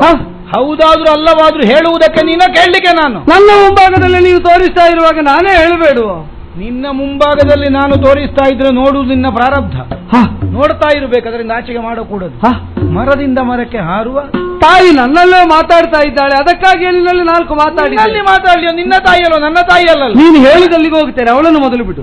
ಎಲ್ಲ ಅವಳನ್ನು ಬಿಡಬೇಕಾ ಇಲ್ವೋ ಆಮೇಲೆ ಆಲೋಚನೆ. ನೀನು ಮೊದಲಿನಿಂದ ಹೋಗು. ಮರ ಹಾರುವ ಮರ್ಕಟಾಗಿ ಈ ಬರಿ ಕಲಿಸಿದ್ಯಾರ ಯಾರು ನಿನಗೆ? ನೀನು ಪ್ರವಚನ ಮಾಡ್ಲಿಕ್ಕೆ ತೊಡಗಿದ್ಯಾವಾಗಿಂದ ಇದು? ಮರದಿಂದ ಮರಕ್ಕೆ ಹಾರುವುದು ಬಿಟ್ಟು ಎಲ್ಲ ಕಲಿಸಿ ಬರುವುದಲ್ಲ, ಕೆಲವು ಸಂದರ್ಭ ಕಲಿಸ್ತದೆ. ಹೌದಾ? ನಮಗೂ ಸಂದರ್ಭವೇ ಕಲಿಸಿದ್ದು. ಏನನ್ನು? ಖಳವಂಶ ಸಸಿ ಉರಿಯಿತು ಮಾಳ್ಪೇನು ಧ್ವಂಸ. ಖಳವಂಶವನ್ನುವ ಸಸಿಯೇ ಉರಿಯಿತು. ಮರ ಹಾರುವ ಮರ್ಕಟನಿಗೆ ಸಸಿಯಲ್ಲಿ ನಷ್ಟ ಆಗ್ತದೆ ಅಂತ ಎಲ್ಲಿ ಗೊತ್ತಾಗ್ತದೆ? ನಿನಗೆ ಸಸಿಯದ್ದು ಗೊತ್ತಿಲ್ಲ, ನಿನಗೆ ಮರದ್ದು ಮರದ್ದು. ಧರಣಿಜಯಂ ಖಳವಂಶ ಸಸಿ ಉರಿಯಿತು ಮಾಳ್ಪೇನು ಧ್ವಂಸ. ತಡಿಯೋ, ತಡಿ ತಡಿ ತಡಿ, ಅಷ್ಟು ಅವಸರ ಮಾಡಬೇಡ. ಜನಕರಾಯನೋ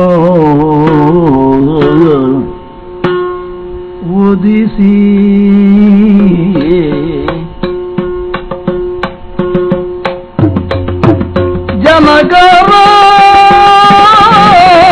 ಜನಕರಾಯನು ಉದಿಸಿ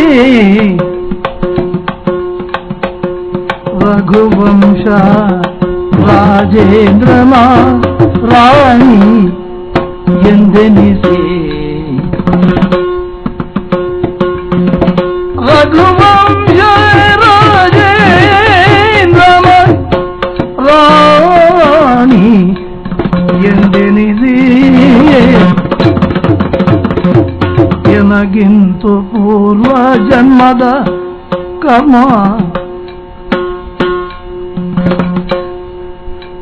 ಎನಗಿಂತ ಪೂರ್ವ ಜನ್ಮದ ಕರ್ಮ ಬೆಂಬಿಡದೆ, ಪೂರ್ವ ಜನ್ಮದ ಕರ್ಮ ಬೆಂಬಿಡದನು ಸರಿಸಿದುದ ನೋಡಿದ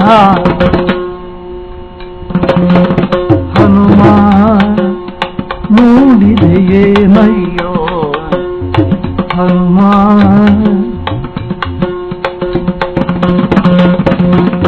ಜನಕರಾಯನ ಗುದಿಸಿ ರಘುವಂಶ ರಾಜೇಂದ್ರನ ರಾಣಿ ಎಂದೆನಿಸಿ ಎಮಗಿದ್ದ ಪೂರ್ವ ಜನ್ಮದ ಕರ್ಮವೆಂಬೆಡದನೆ ಸರಿಸಿದ ನೋಡಿದೆಯ ಹನುಮ ನೋಡಿದೆಯ ಹನುಮ. ಈ ರಾಜವ ನಿನಗೆ ಮಾಡುವ ಜಯ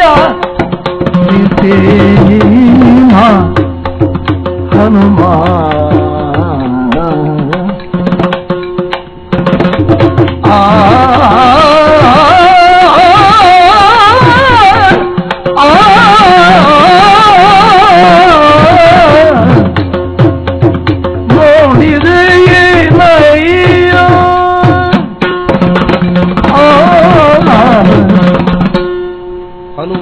ಅಮ್ಮ ನೋಡಿದರಯ್ಯ ಇವ ಮಾಡುವಂತಹ ವರ್ತನೆಗಳನ್ನು.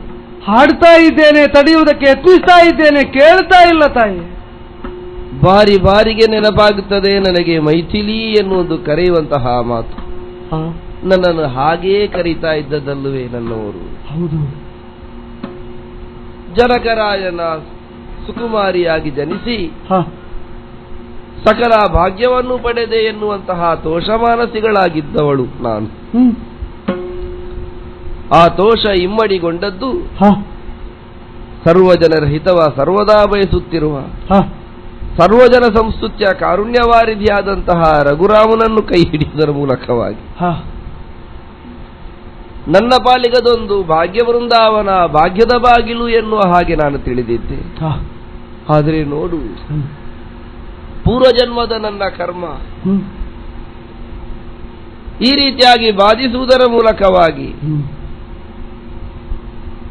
ಎಲ್ಲವನ್ನೂ ಕಳಕೊಳ್ಳುವಂತಹ ಸ್ಥಿತಿಗೆ ನಾನು ಬಂದೆ.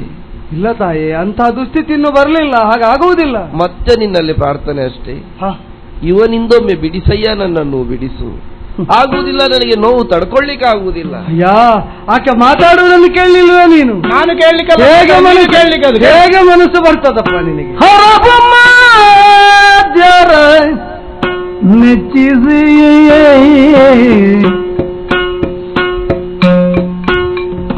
ಪ್ರಾಯದೊಳಿಪ ವರವನ್ನೇ ಸಂಪಾದಿಸಿ, ವರವನ್ನೇ ಸಂಪಾದಿಸಿ ಸಂಪಾದಿಸಿ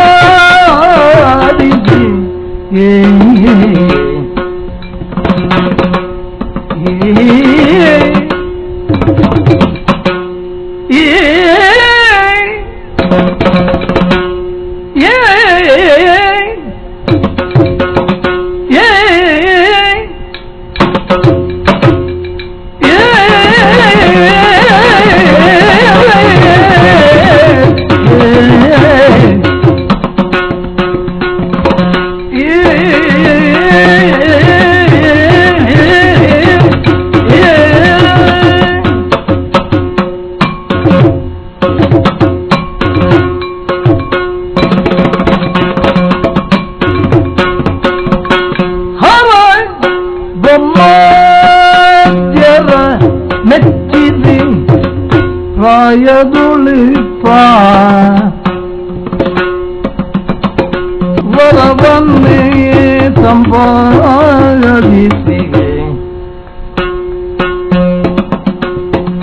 ಹರಬೊಮ್ಮರ ಮೆಚ್ಚಿರಿ ಪ್ರಾಯದುಳಿಪ ವರವನ್ನೇ ಸಂಪಾದಿಸಿ,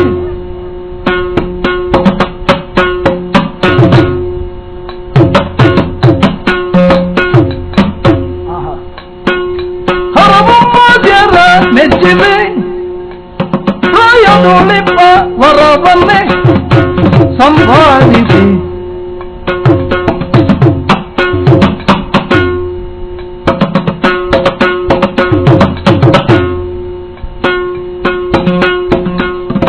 ಪ್ರಾಯದೊಳಿಪ ವರವನ್ನೇ ಸಂಪಾದಿಸಿ,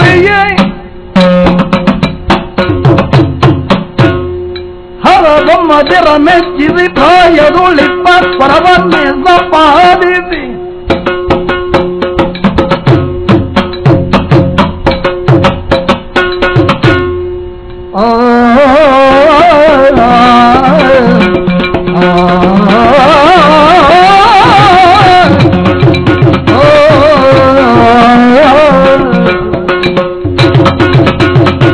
ತರುಣಿಯ ಹತ್ಯಗೈದರೆ, ತರುಣಿಯ ಹತ್ಯಗೈದರೆ ರಿಪುಲವನ್ನು ಹರಿಸದೆ ಬಿಡ ರಾಮನು, ತರುಣಿಯ ಹತ್ಯಗೈದರೆ ರಿಪುಲವನ್ನು ಹರಿಸದೆ ಬಿಡ ರಾಮನು, ನೀ ಅರಿದು ಗೋಮನದಿ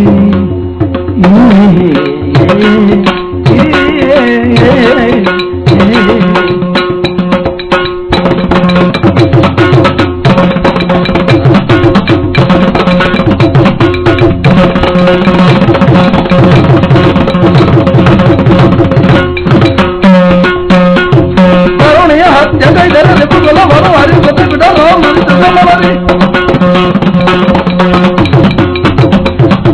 ಕರುಣೆಯ ಹತ್ಯೆಗೈದರಿಪು ಕುಲವನ್ನು ಹರಿದ ಕೆತ್ತಿದ ರಾಮನರಿತು ಮನದಿಯೇ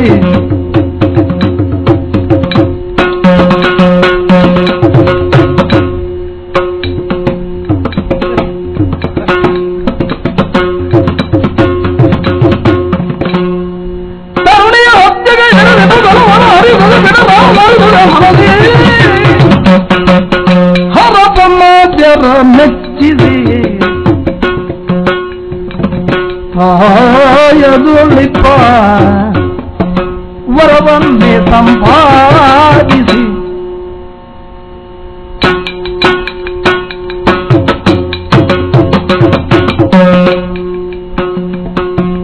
ತರುಣಿಯ ಹತ್ಯೆಗೈದರಿಪು ಗುಣವನು ಹರಿಸದೆ ಬಿಡರಾಮ ಹರಿದುಕೋ ಮನದಲ್ಲಿ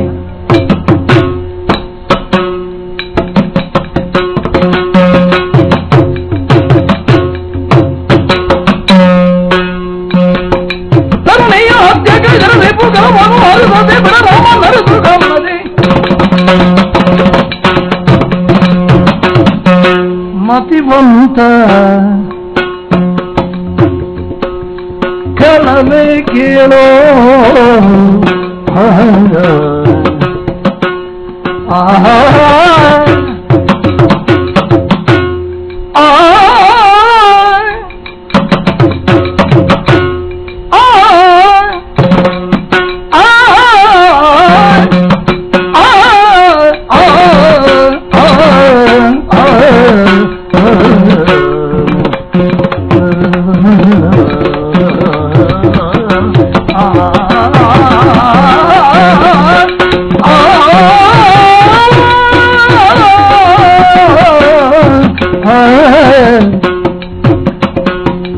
ಮತಿವಂತ ಕಳಲೆ ಕೇಳೋ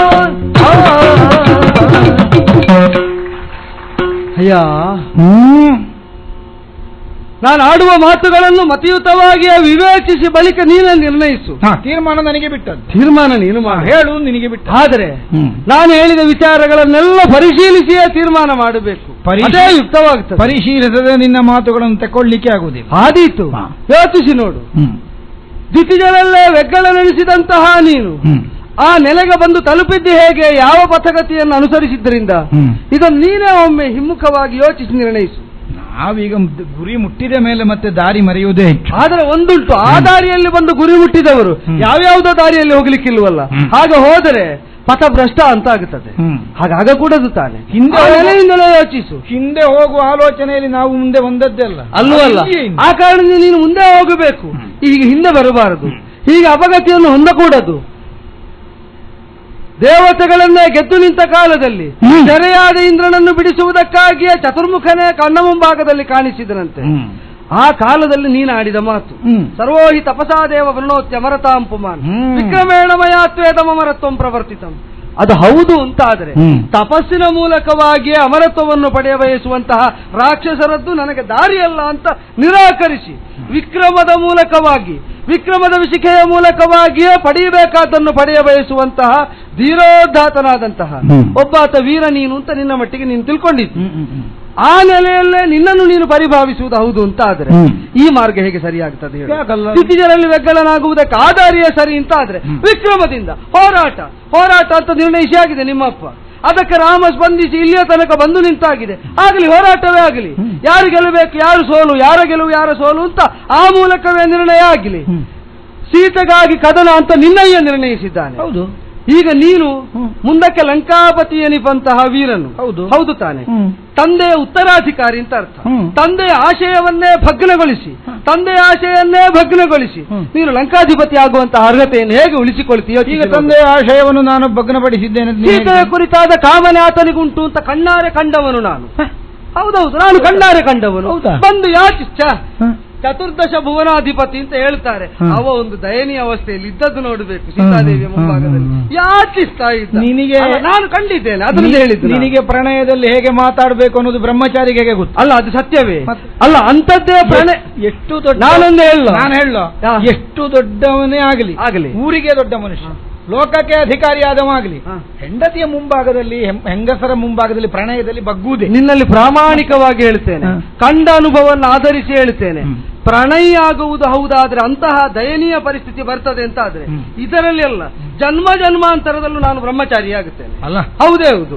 ಅಷ್ಟು ದಯನೀಯ ಅವಸ್ಥೆ. ಚತುರ್ದಶ ಭುವನಾಧಿಪತಿಯು ಹಾಗೆ ತೆವಳುವ ಹಾಗೆ ಕೈಯಾಚಿಸಿ ಅಪೇಕ್ಷಿಸುವ ದಯನೀಯ ಅವಸ್ಥೆ ಬರ್ತದೆ ಅಂತ ಆದ್ರೆ ಬ್ರಹ್ಮಚರ್ಯವೇ ಎಷ್ಟೋ ಒಳ್ಳೆಯದು ನೋಡು. ನಮ್ಮ ಅಪ್ಪನಿಗೂ ಹಾಗೆ. ಒಬ್ಬ ವ್ಯಕ್ತಿ ಆದವನಿಗೆ ಎಲ್ಲ ಅನುಭವಗಳನ್ನು ಜೀವನದಲ್ಲಿ ಹೊಂದಬೇಕು ಅಂತ ಒಂದು ಅಪೇಕ್ಷೆ. ಹೌದೌದೌದು. ಎಲ್ಲರೂ ಕೈ ಮುಗಿಯೋರು, ನಿನ್ನ ಅಪ್ಪನಿಗೆ ಎಲ್ಲರಿಗೂ ಕಾಲಿಗಡ್ಡೆ ಬೀಳುವವರು. ಮತ್ತೆ ಅವ ಎಲ್ಲಿ ಅಪ್ಪ ಬಗ್ಗುವುದು? ಹೌದೌದು. ಹೌದು, ಯಾರು ನಿರೀಕ್ಷಿಸದಲ್ಲಿ ಅವನು ಬಗ್ಗುತ್ತಾನೆ, ಅವನು ತಗ್ಗುತ್ತಾನೆ.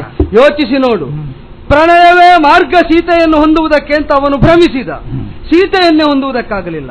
ಆದರೆ ಸೀತಾ ಪತಿಯನ್ನು ಹೊಂದುವುದಕ್ಕೆ ಬ್ರಹ್ಮಚರ್ಯವನ್ನೇ ಮಾರ್ಗ ಅಂತ ನಾನು ಬಗೆದೆ, ಹೊಂದಿದ್ದೇನೆ ಎಂಬುದು ಲೋಕ ನೋಡಿದ ಸತ್ಯ.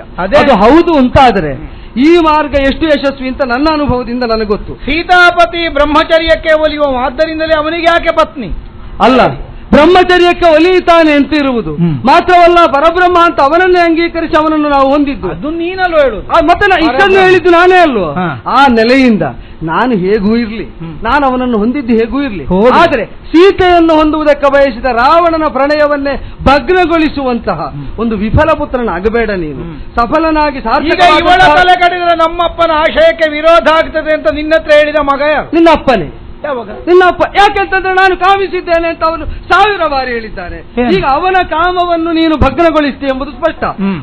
ನೀನು ನನ್ನ ಕಾಮ ಅಂತ ಅವನೇ ಹೇಳಿದ್ದನ್ನು ನಾನು ಕೇಳಿದ್ದೇನೆ, ಅದನ್ನು ಭಗ್ನಗೊಳಿಸ್ತೇನೆ ಅಂತ ನೀನು ಹೇಳಿದ್ದನ್ನು ನಾನು ಕೇಳಿದ್ದೇನೆ. ನೀನು ಅಪ್ಪನಿಗೆ ಮಗ ಆಗುವುದಿಲ್ಲ ಅಂತ ಇದರಿಂದ ಗ್ರಹಿಸುವುದಕ್ಕೆ ಧೋರಣೆ ಎಲ್ಲ ನಿನಗೆ ಗೊತ್ತಾಗ್ಲಿಕ್ಕಿಲ್ಲ. ಏನೇನು ಒಂದು ದಿವಸ ಒಂದು ಮಾತಾಡಿದ್ರೆ ಮರು ದಿವಸ ಅದೇ ಅಂತ ಅರ್ಥ ಅಲ್ಲ. ಹೌದಾ? ಅವರು ಯಾವುದೋ ಒಂದು ನೋಟ ಇಟ್ಟು ಒಂದು ವಾಕ್ಯ ಹೇಳ್ತಾರೆ, ಅದರ ಅರ್ಥ ಆಗುವ ಕೆಲವು ವರ್ಷ ಕಳೆಯುತ್ತದೆ. ಅಷ್ಟು ದೊಡ್ಡ ಘನ ವಿದ್ವಾಂಸ ಅವರು ಇರ್ಲಿ, ನಿನ್ನ ಅಪ್ಪ ಎಷ್ಟು ದೊಡ್ಡ ವಿದ್ವಾಂಸನೂ ಇರ್ಲಿ, ಅಪ್ಪ ಮಕ್ಕಳ ವಿಷಯ ಅವರಿಗೆ ಇರ್ಲಿ. ಆದರೆ ಒಂದುಂಟು, ಈಗ ಇವಳನ್ನು ಕೊಂದದ್ರಿಂದ ನಿನಗಾಗೋ ಲಾಭ ಏನು ಅದು ಕೇಳು. ಲಾಭ ಆಗ್ತದೆ. ಯಾಕೆಂದ್ರೆ ರಾಕ್ಷಸ ಕುಲವೇ ಹೊತ್ತಿ ಉರಿಯುವುದಕ್ಕೆ ತೊಡಗಿದೆ ಇವಳಿಂದ. ತಲೆ ಕಡಿದ ಯುದ್ಧ ಇಲ್ಲ. ಯಾರು ಹೇಳಿದ್ದು? ಮತ್ತೆ ಯುದ್ಧ ಯಾಕೆ ಯಾಕೆ ಅಂತ ಯಾರು ಹೇಳಿದ್ದು? ಈಗ ಯುದ್ಧ ತೊಡಗಿದ್ಯಾಕೆ? ಯುದ್ಧ ತೊಡಗಿದ್ದು ಯಾರು? ರಾಮ. ಹೌದು, ನಿಲ್ಲಿಸಬೇಕು ಅಂತ ನಿರ್ಣಯಿಸುವುದು ಯಾರು?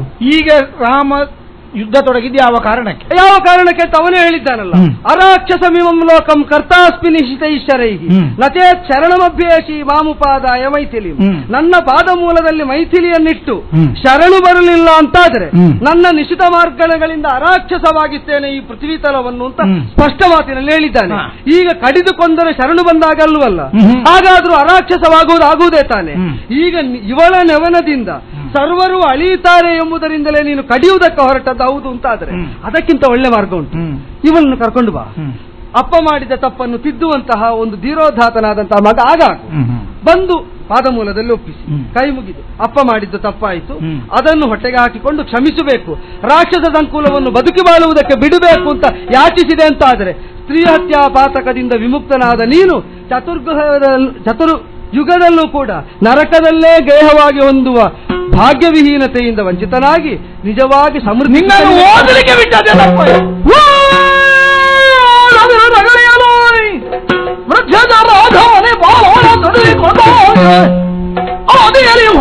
ಬದುಕಿನ ಕೋತಿ ನಿನ್ನಿಂದ ಓದೋದಿರು.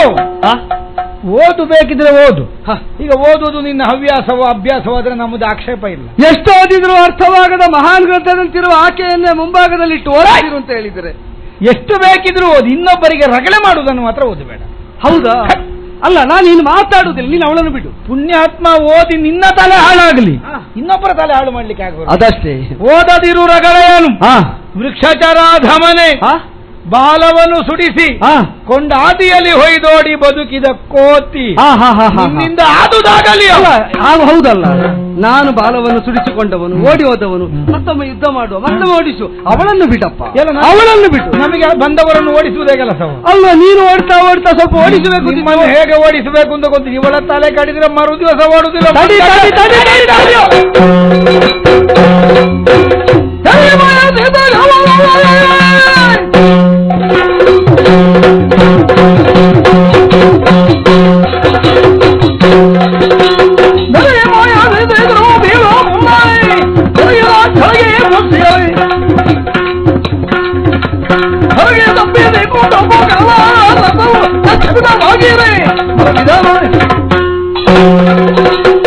ಸೀತೆಯ ಮೇಲೆ ಆಘಾತ ಉಂಟು ಮಾಡಿದ ಇಂದ್ರಾರಿಯನ್ನು ಕಡಿಮೆಂಬುದಕ್ಕಾಗಿ ಆ ಮುಷ್ಟಿ ಹತ್ತಿಗೆ ಅವನನ್ನು ಒಳಗುಪಡಿಸಿದರೆ ಕುಳಿತ ರಥ ಮಾತ್ರ ಪುಡಿ ಪುಡಿಯಾದರೂ ಅವರೆಲ್ಲೋ ಮಾಯಕವಾಗಿ ಬಿಟ್ಟರು. ಎಲ್ಲಾದರೂ ಸತ್ತು ಹಾಳಾಗಿ ಹೋಗಲಿ, ಈಕೆ ಎಲ್ಲಿದ್ದಾಳೆ ಅಂತ ನೋಡಿದ್ರೆ ಅಯ್ಯಯ್ಯೋ ಅಯ್ಯಯ್ಯೋ ಅಯ್ಯಯ್ಯೋ ಅವನಿಜಯೇ ಅಬಲೆಯರೋಳು ಸಹಜೆ ಮೈಯದ ಜುಮದಾಗೆ ನೆಲಗೆ ಅಯ್ಯಾರೆ ಕರ್ಮವ ಉಣಿಸಿತೆ ನಗೆ ಜಗದಯ್ಯನು ಏನೆಂಬಿನ ಗದ ಅಗದ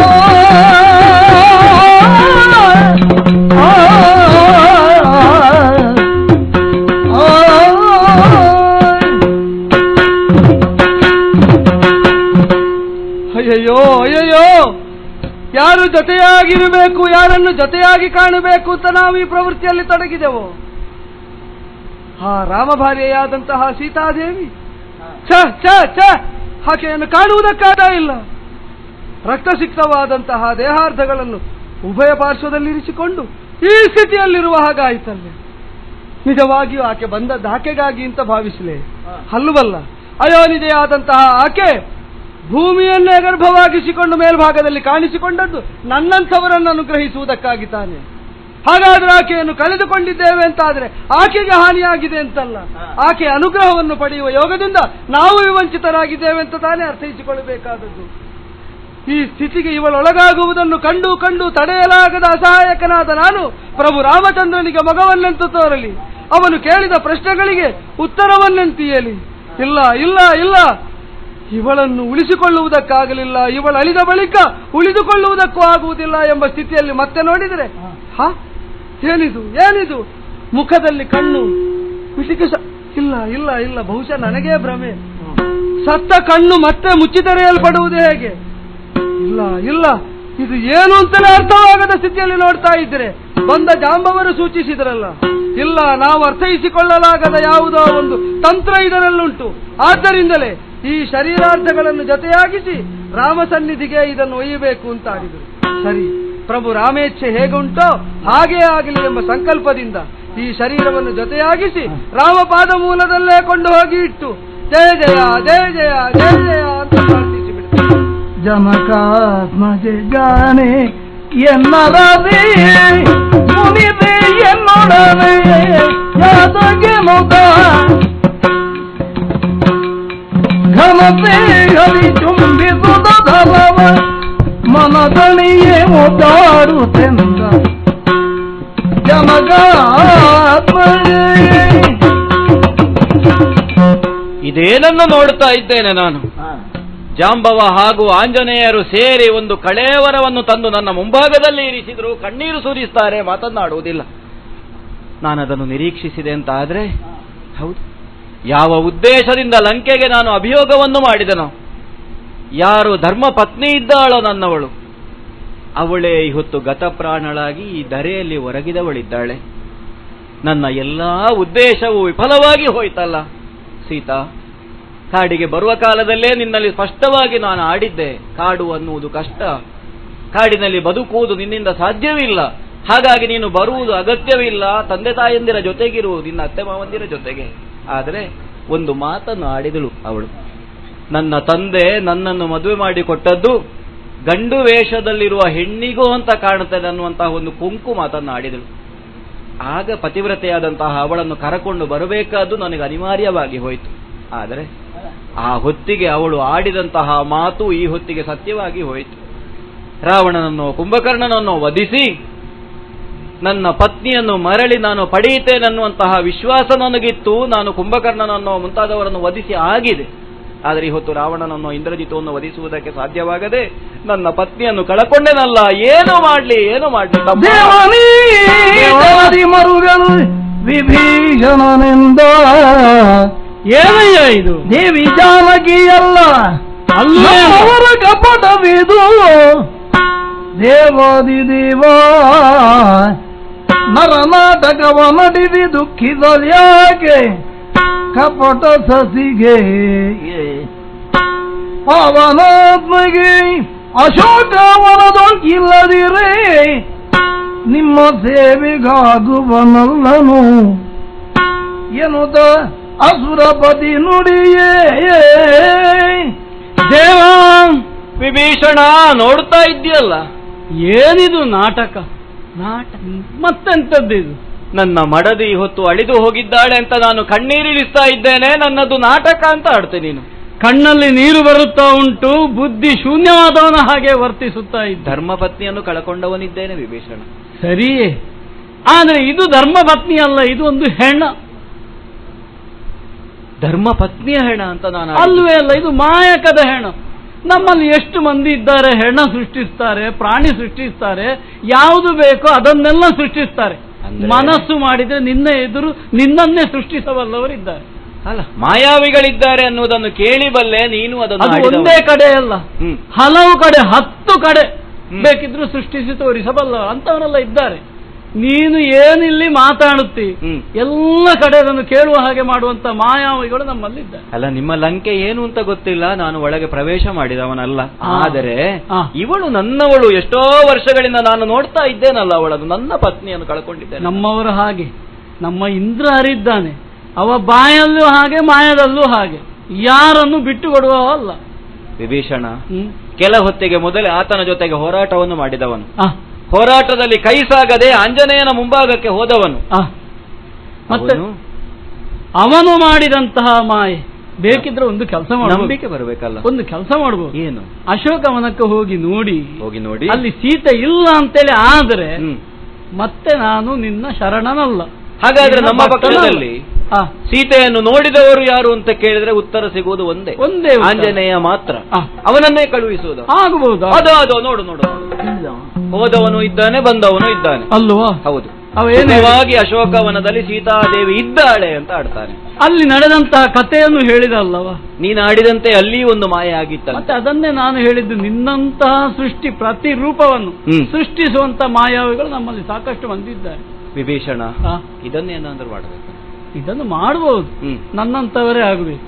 ಸ್ವಲ್ಪ ನೋಡು, ಸ್ಪರ್ಶಿಸ. ಮತ್ತೆ ನಾನು ಹೇಳಿದ್ದಲ್ವ, ಆದೀತು.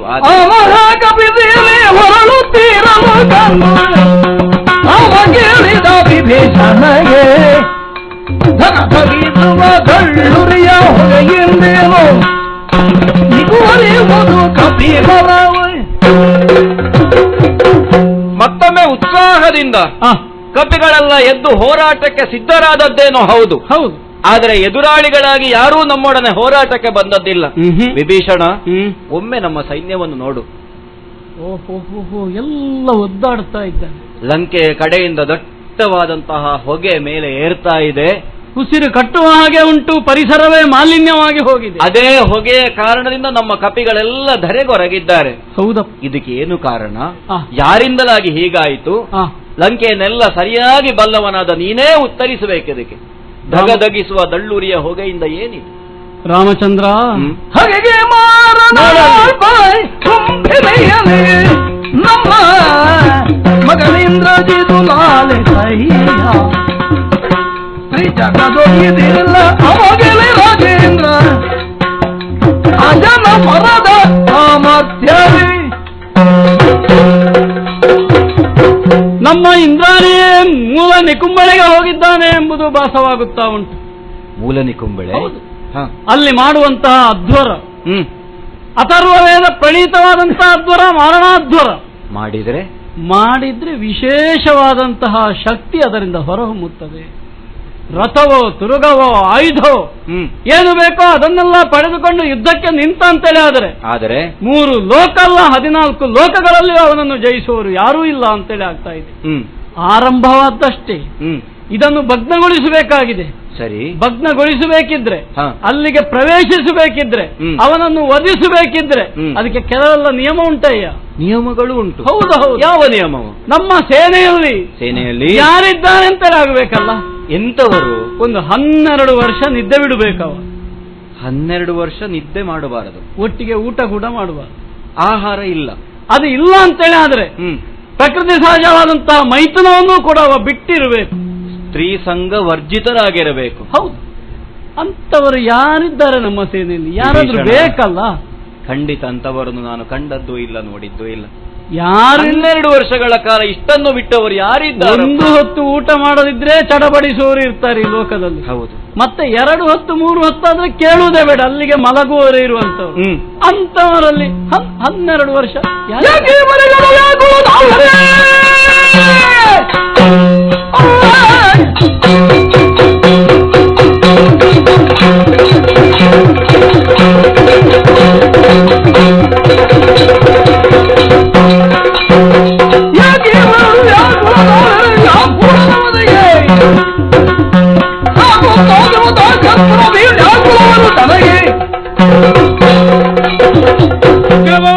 ಲಕ್ಷ್ಮಣ ಚರಣಕ್ಕನಾಗಿದ್ದಾನೆ. ಲಕ್ಷ್ಮಣ ಒಳ್ಳೇದಾಗಲಪ್ಪ. ಯಾರಿದ್ದಾರೆ?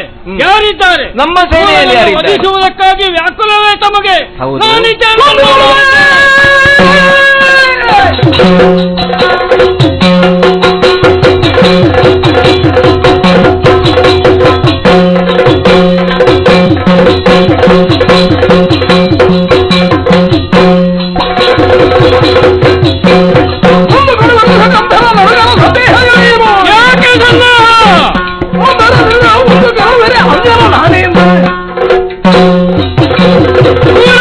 ಪಾಷಂಡಿಯಾದಂತಹ ಇಂದ್ರಜಿತವನ್ನು ಕೊಲ್ಲುವುದಕ್ಕೆ ಇಷ್ಟು ವ್ಯಾಕುಲವಾಗ್ತಿರಲ್ಲ. ನಾನು ಕೊಂದು ಕೊಡ್ತೇನೆ, ನಾನು ಕೊಂದು ಕೊಡ್ತೇನೆ, ನಾನು ಕೊಂದು ಕೊಡ್ತೇನೆ. ತಮ್ಮ ವಿಭೀಷಣ ಆಡಿದಂತಹ ಮಾತುಗಳನ್ನು ಕೇಳಿದ ಮೇಲೆ ಅನ್ನುವ ಮಾತನ್ನಾಡಿದ್ದೆ. ಪ್ರಶ್ನಿಸುವುದಕ್ಕೆ ಇದು ಹೊತ್ತಲ್ಲ. ಖಂಡಿತ ಎಲ್ಲವನ್ನು ತಿಳಿದಂತಹ ವಿಭೀಷಣನಿದ್ದಾನೆ, ವಯೋವೃದ್ಧರಾದಂತಹ ಜಾಂಬವರಿದ್ದಾರೆ, ಅದೇ ರೀತಿಯ ಆಂಜನೇಯ ಹಾಗೂ ಅಂಗದ, ಇವರನ್ನೆಲ್ಲ ಸೇರಿಸಿಕೊಂಡು ಹೋಗು. ಜಯಶೀಲನಾಗಿ ಮುಗಿಸ್ತೇನೆ. ಜಯಶೀಲನಾಗಿ ಕೊಟ್ಟಿದ್ದೀರಲ್ಲ ದಾರಿಯನ್ನು ನಿಕ್ಕುಂಬೆಳಗೆ. ಹೀಗೆ ಬರ್ತಾ ಇದ್ದಾನೆ ಮರಣೋತ್ಸವ. ಇವನೇ ಅಲ್ವಾ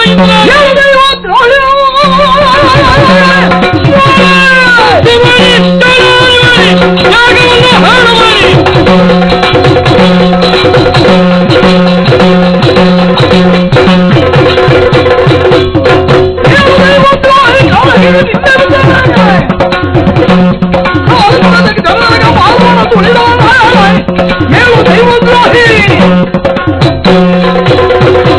ಜೊತೆಯಲ್ಲಿರುವವರೆಲ್ಲ ಎಲ್ಲವನ್ನೂ ಕೆಡಿಸಿದ್ದಾರೆ.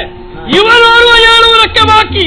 ಎಲ್ಲ ಇಂದ್ರಾರಿ, ಪಾಪಿ, ದೈವದ್ರೋಹಿ, ಧರ್ಮದ್ರೋಹಿ, ಹೇಳುವ ಮೇಲೆ ಹೇಳುವುದಿಲ್ವೋ ಎಡಕಾಲಿನಿಂದ ನಿನ್ನ ಹೆಡತಲೆಗೆ ಅಪ್ಪಳಿಸ್ತೇನೆ.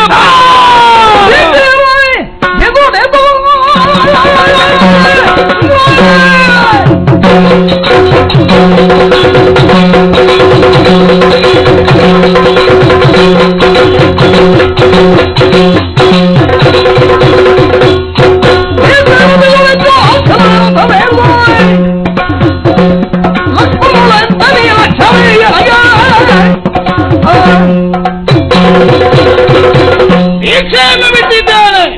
ರಥವೇರಿ ನೋಡಿದರೆ ಕಾಣಿಸುವ ಲಕ್ಷ್ಮಣ ಅಂಕ ಒಂದು ಬದಿಗಿರಲಿ. ನೀನು ಲಕ್ಷ್ಯವೇ ನನಗೆ, ಆದ್ರೆ ಅದಕ್ಕಿಂತ ಮೊದಲೊಬ್ಬನನ್ನು ವಿಚಾರಿಸಲಿಕೊಂಡು ಎನ್ನ ತೋರಿಸ ಬಂದ ಕುಂದಿ ರಕ್ತವ ಸುರಿಸಿ ನಿನ್ನ ಪೌರುಷ ಅಗ್ನಿಯನ್ನು ನಂದಿಸುವೆ.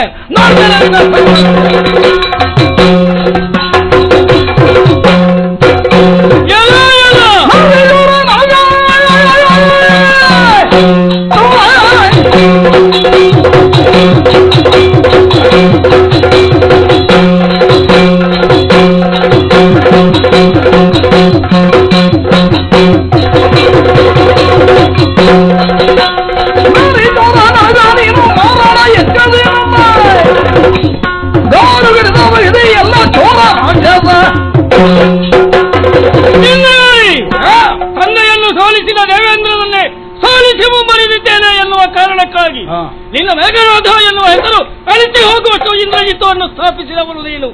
ಅಂತಹ ನೀನು ಈ 10 ವರವಲದಿಂದ ಕಪ್ಪಿ ಎಷ್ಟೋ ವರ್ಷಗಳ ಕಾಲ ಏನನ್ನೋ ಮಾಡಿದವರು ನನ್ನನ್ನು ಕೊಲ್ಲಬೇಕು ಎನ್ನುವ ಮಹಾವರವನ್ನು ಪಡೆದವನಂತೆ ನಿನ್ನಂತಹ ಪಾಪಿಯನ್ನು ಕೊಲ್ಲುವುದಕ್ಕೆ ಹುಟ್ಟಿ ಬಂದವನು ನಾನು. ಮರಣೋದ್ಧಾರವನ್ನು ಮಾಡಿ ನಮ್ಮನ್ನು ಕುಲಗಳಿಸುವುದಕ್ಕೆ ಹೊರತು ನಿನ್ನನ್ನು ಬಿಡುವುದಿಲ್ಲ. ತಲೆ ತಲೆ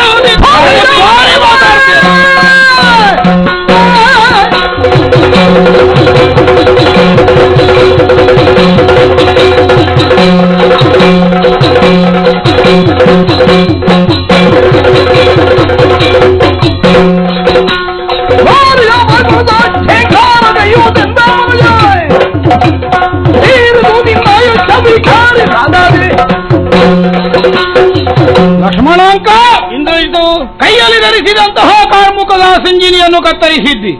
ಅಂದ ಮಾತ್ರಕ್ಕೆ ಇಂದ್ರಾಣಿ ಸೋತು ಬಿದ್ದ ಅಂತ ಅರ್ಥ ಅಲ್ಲ.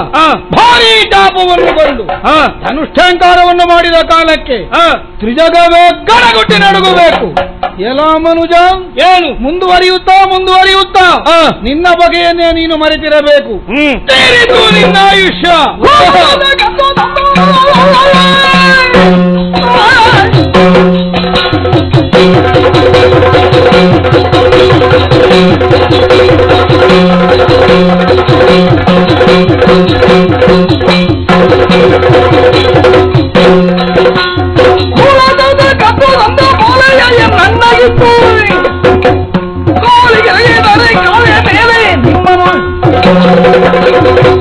ಬೇಕಾದದ್ದೆಲ್ಲ ಓದಿಕೊಂಡವನು ಲೋಕಜ್ಞಾನವನ್ನು ಪಡೆದವನು ನೀನು ಎನ್ನುವ ಭಾವ ಇತ್ತು ನನ್ನಲ್ಲಿ. ನಿನ್ನ ತಂದೆಯಾದಂತಹ ರಾವಣೇಶ್ವರ ಸೀತಾಪಹರಣವನ್ನು ಮಾಡಿ ಲಂಕೆಯ ಕೊಲಗಡಿಸುವುದಕ್ಕೆ ಹೊರಟ ಸಂದರ್ಭದಲ್ಲಿ ತಂದೆಗೆ ಬುದ್ಧಿವಾದವನ್ನು ಹೇಳಿ ಸೀತೆಯನ್ನು ತಂದು ನನ್ನ ಅಣ್ಣನ ಕಾಲಿಗೆ ಒಪ್ಪಿಸಬೇಕಾಗಿತ್ತು. ನೀನು ಅದನ್ನು ಮಾಡದೆ ತಂದೆ ಮಾಡಿದ್ದ ಸರಿ ಎನ್ನುವಂತಹ ನಿನ್ನ ಕೆಟ್ಟ ವಾದವನ್ನು ಖಂಡಿಸ್ತಾ ಈ ಹೊತ್ತು ನಿನ್ನನ್ನು ಹೊಡೆಯುತ್ತಾ ತರಾಶಾಹಿಯನ್ನು ಆಗಿಸುವಾಗ ತಡೆಯುವ ಗಂಡು ಮಗ ಯಾರಿದ್ದಾನೆ ಮಲಗಿಸ್ತೇನೆ ನಿನ್ನ ಅಣ್ಣನನ್ನು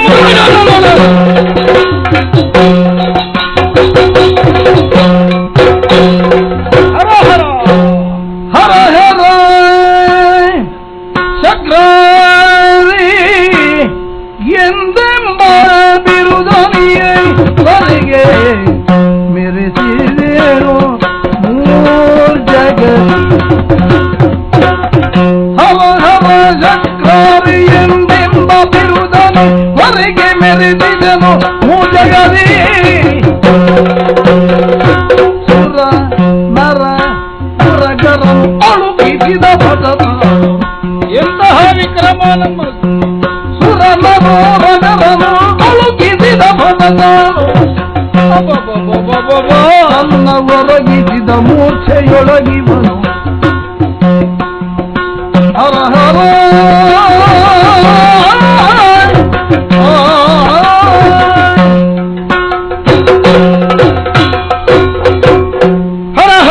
ಹರ ಹರ. ಎಂತಹ ದಾರುಣವಾದಂತಹ ಸೋಲು ಇಂದ್ರಾರಿಯ ಜೀವನದಲ್ಲಿ. ಒಂದು ಕಾಲಕ್ಕೆ ವ್ಯತಿಮಾನಸರಾಗಿ ದೇವರಾಜನಿಂದ ಬಂಧಿತರಾಗುವಂತಹ ಸನ್ನಿವೇಶದಲ್ಲಿ ನಮ್ಮಪ್ಪಯ್ಯ ಯಾವ ನೋವನ್ನು ಅನುಭವಿಸಿರಬಹುದು. ಅದರ ತೀವ್ರವಾದಂತಹ ಕಾವು ಅನುಭವ ಈ ಕ್ಷಣಕ್ಕೆ ನನಗಾಗುವುದಕ್ಕೆ ತೊಡಗಿದೆ.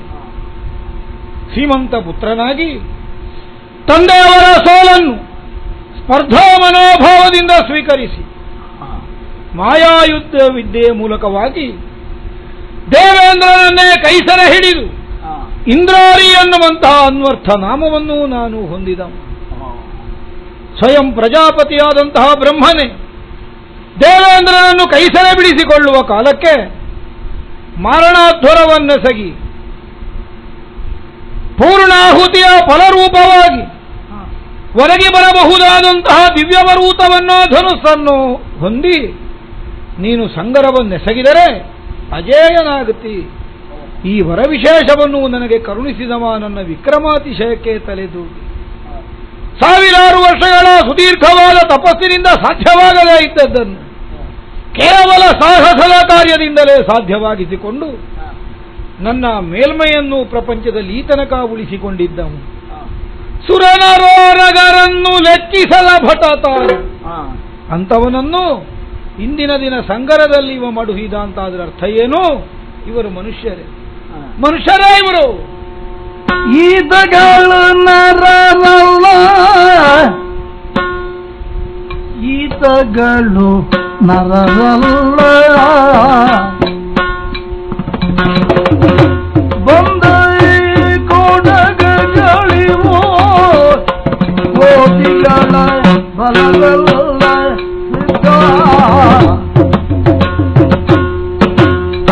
ಈತಗಳು ನರರಲ್ಲ, ಬಂದ ಕೋಡಗಳಿವು ಕೋಟಿಗಳ ಬಲವಲ್ಲ.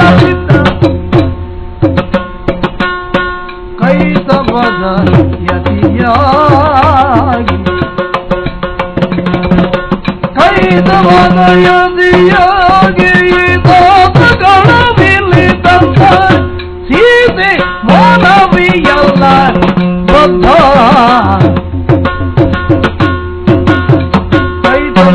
ಯತಿಯಾಗಿ ತಾತಗಳ ಮಿಲಿತಂದ ಸೀತೆ ಮಾನವಿಯಲ್ಲ ಬದ್ಧ ಗೀತಗಳು ನರರಲ್ಲ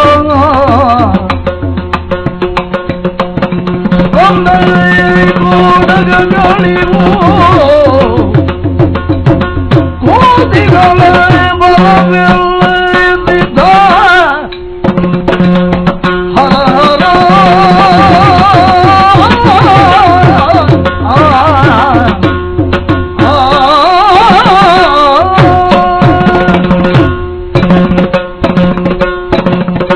ಕೇವಲ ಮಾನವ ಮಾತ್ರದಿಂದ ಸಾಧ್ಯವಾಗುವ ಕಾರ್ಯವೇ ರಾಕ್ಷಸರ ಹನನ. ಕೇವಲ ಉಪೇಕ್ಷಾ ಭಾವ ಮಾತ್ರವಲ್ಲ, ಬಲಶಾಲಿಗಳಾದಂತಹ ರಾಕ್ಷಸರ ಮುಂಭಾಗದಲ್ಲಿ ಕೇವಲ ಅಶನವಾಗಿ ಒದಗಬಲ್ಲ ಸಾಮರ್ಥ್ಯದ ಮಿತಿಯನ್ನು ಹೊಂದಿದವರು ಮಾನವರು. ಇಂದಿನ ದಿನ ಸಮಸ್ತ ರಾಕ್ಷಸ ಸಮುದಾಯವನ್ನೇ ಆಪೋಷಣ ತೆಗೆದುಕೊಳ್ಳುವಷ್ಟು ಪ್ರಾಬಲ್ಯವನ್ನಿವರು ಹೊಂದಿದ್ದಾರೆ ಅಂತ. ಇವರನ್ನು ನರರೆಂದೂ ನಾವು ಪರಿಗ್ರಹಿಸುವುದಕ್ಕೆ ಸಾಧ್ಯವೇ ಅಲ್ಲ. ಇವರನ್ನು ಅನುಸರಿಸಿ ಇವರೊಂದಿಗೆ ಸೇವಕರಾಗಿ ಒದಗಿ ಬಂದವರು ಕಾಡ ಕೋಡಗಗಳೆಂದು ಹೀಗಳೆಯುವ ಹಾಗಿಲ್ಲ. ಕೋತಿಗಳ ಕುಲ ಅಲ್ಲ ಅದು, ಒಳ್ಳೆ ನೀತಿವಂತರ ಕುಲ. ಯಾಕೆ? ಸರ್ವ ಸಮರ್ಪಣಾ ಭಾವದಿಂದ ರಾಮ ಕಾರ್ಯಕ್ಕಾಗಿ ತಮ್ಮನ್ನು ತಾವು ತೊಡಗಿಸಿಕೊಂಡು ನಿಸ್ಪೃಹರಾಗಿ ಈ ತನಕ ಒದಗಿಸಿದಂತಹ ಅವರ ದುಡಿಮೆಯಿಂದಲೇ ಸ್ಪಷ್ಟವಾಗುತ್ತದೆ. ಒಬ್ಬಾತ ಮನನಶೀಲನಾದ, ವಿವೇಕಿಯಾದ, ಕಾರ್ಯಕಾರಿಗಳ ವಿವೇಚನೆಯುಳ್ಳ ವ್ಯಕ್ತಿಯಿಂದಲೂ ಸಾಧ್ಯವಾಗದೇ ಇದ್ದ ಒಂದು ತಾದಾತ್ಮ್ಯ ರಾಮ ಸೇವೆಯಲ್ಲಿ ಇವರು ಕಾಣಿಸಿಕೊಡ್ತಾರೆ ಅಂತಾದರೆ ಇವರನ್ನು ಕೇವಲ ಚಾಪಲ್ಯ ಬುದ್ಧಿಯನ್ನು ಹೊಂದಿದಂತಹ ಕೋತಿಗಳೆಂದು ಹೇಗೆ ತೀರ್ಮಾನಿಸಿದಾರು ನೀತಿವಂತ? ಅಲ್ವೇ ಅಲ್ಲ. ಅರ್ಥವಾಗ್ತದೆ ನಮಗೆ. ಒಬ್ಬೊಬ್ಬ ಕಪಿಯ ಹುಟ್ಟಿನ ಹಿನ್ನೆಲೆಯನ್ನು ಗ್ರಹಿಸಿದರೂ ಎಲ್ಲ ದೇವಯೋನಿ ಸಂಜಾತರಿದ್ದಾರೆ. ದೇವೇಂದ್ರ ಸುಕುಮಾರಕನಾಗಿಯೋ, ಸೂರ್ಯನಂದನನಾಗಿಯೋ, ಅಗ್ನಿಭವನಾಗಿಯೋ, ಅಶ್ವಿನಿ ಕುಮಾರಕರಿಂದಲಾಗಿಯೋ, ಹೀಗೆ ಬೇರೆ ಬೇರೆ ಸತ್ವದಿಂದ ವಿಶ್ವಕರ್ಮನಿಂದ ಹುಟ್ಟಿದ್ದಿರಬಹುದು, ಧನ್ವಂತರಿಯಿಂದಲೇ ಹುಟ್ಟಿಕೊಂಡವನಿರಬಹುದು, ಬೇರೆ ಬೇರೆ ಸ್ವರೂಪದಿಂದ ಹುಟ್ಟಿಕೊಂಡವರಿದ್ದಾರೆ ಅಂತಾದರೆ ಸ್ವಯಂ ಪ್ರಜಾಪತಿಯಾದ ಬ್ರಹ್ಮ ಕಳಿಸಿದಾಗಲೂ ಒಬ್ಬ ಹುಟ್ಟಿದನಂತೆ. ಅವರೆಲ್ಲ ಬಂದು ರಾಮನನ್ನು ಸೇರಿಕೊಂಡು ತಮ್ಮನ್ನು ತಾವು ತೊಡಗಿಸಿಕೊಂಡಿದ್ದಾರೆ ಅಂತಾದ್ರೆ ಅರ್ಥ ಏನು? ಅವರೆಲ್ಲರೂ ಸದಾಕಾಲ ಪರಮಾಶ್ರಯವೆಂದು ಯಾರನ್ನು ಪರಿಭಾವಿಸಿದರು ಅಂತಹ ಮಹಾನುಭಾವನೆ ರಾಮನಿದ್ದಾನೆ. ಇಳೆಯ ಧರ್ಮವನ್ನು ತಿದ್ದುವ ಉದ್ದೇಶಕ್ಕಾಗಿ ಧರೆಗಿಳಿದ ಮಾಯಾ ವಿನೋದಿನಿಯಾದಂತಹ ಆ ಶ್ರೀಹರಿಯೇ ಶ್ರೀರಾಮ ಅನ್ನುವಂತಹ ಅರಿವು ಸಂದೇಶ ನಮ್ಮ ಅಂತರಂಗದಲ್ಲಿ ಈಗ ಒಡಮೂಡುವುದಕ್ಕೆ ತೊಡಗಿದೆ. ಆದ್ದರಿಂದ ಕೇವಲ ನಾವು ಹಂಬಲಿಸುವುದಕ್ಕೇನೂ ಇಲ್ಲ. ಸಾವಿರಾರು ವರ್ಷಗಳ ಬಹುದೀರ್ಘವಾದಂತಹ ತಪಸ್ಸಿನ ಪುಣ್ಯಫಲ ರೂಪವಾಗಿ ಅಮರತ್ವವನ್ನು ಅಜೇಯತ್ವವನ್ನು ಅಪೇಕ್ಷಿಸಿದಂತಹ ನಮ್ಮ ಅಪ್ಪಯ್ಯನಲ್ಲಿ ಆ ವಿಧಾತ ವಲ್ಲನಂದನಂತೆ ಆ ಸಮಯದಲ್ಲಿ ನಮ್ಮಪ್ಪಯ್ಯ ವರವನ್ನು ಯಾಚಿಸುತ್ತಾ ಸುಪರ್ಣರಿಂದಲೋ, ನಾಗರಿಂದಲೋ, ಯಕ್ಷರಿಂದಲೋ, ದೇವತೆಗಳಿಂದಲೋ, ದೈತ್ಯರಿಂದಲೋ, ದಾನವರಿಂದಲೋ ನನಗೆ ಮರಣ ಬಾರದೆ ಹೋಗಲಿ ಈ ವರವನ್ನು ಅಪೇಕ್ಷಿಸಿದ್ರಂತೆ. ಕೇವಲ ಮಾನವ ಮಾತ್ರರನ್ನು ಉಪೇಕ್ಷಾಭಾವದಿಂದ ಹೊರತುಪಡಿಸಿದರು. ಈ ಬಗೆಯಿಂದ ನಾವೆಲ್ಲ ಕಲ್ಪಿಸಿಕೊಂಡಿದ್ದೆವು. ಆದರೆ ಈಗ ನಮಗರ್ಥವಾಗುತ್ತದೆ, ಉದ್ದೇಶಪೂರ್ವಕವಾಗಿಯೇ ನಮ್ಮಪ್ಪಯ್ಯ ಆ ಮಾನವ ವರ್ಗವನ್ನು ಬಿಟ್ಟು ಕಳೆದದ್ದಿರಬೇಕು.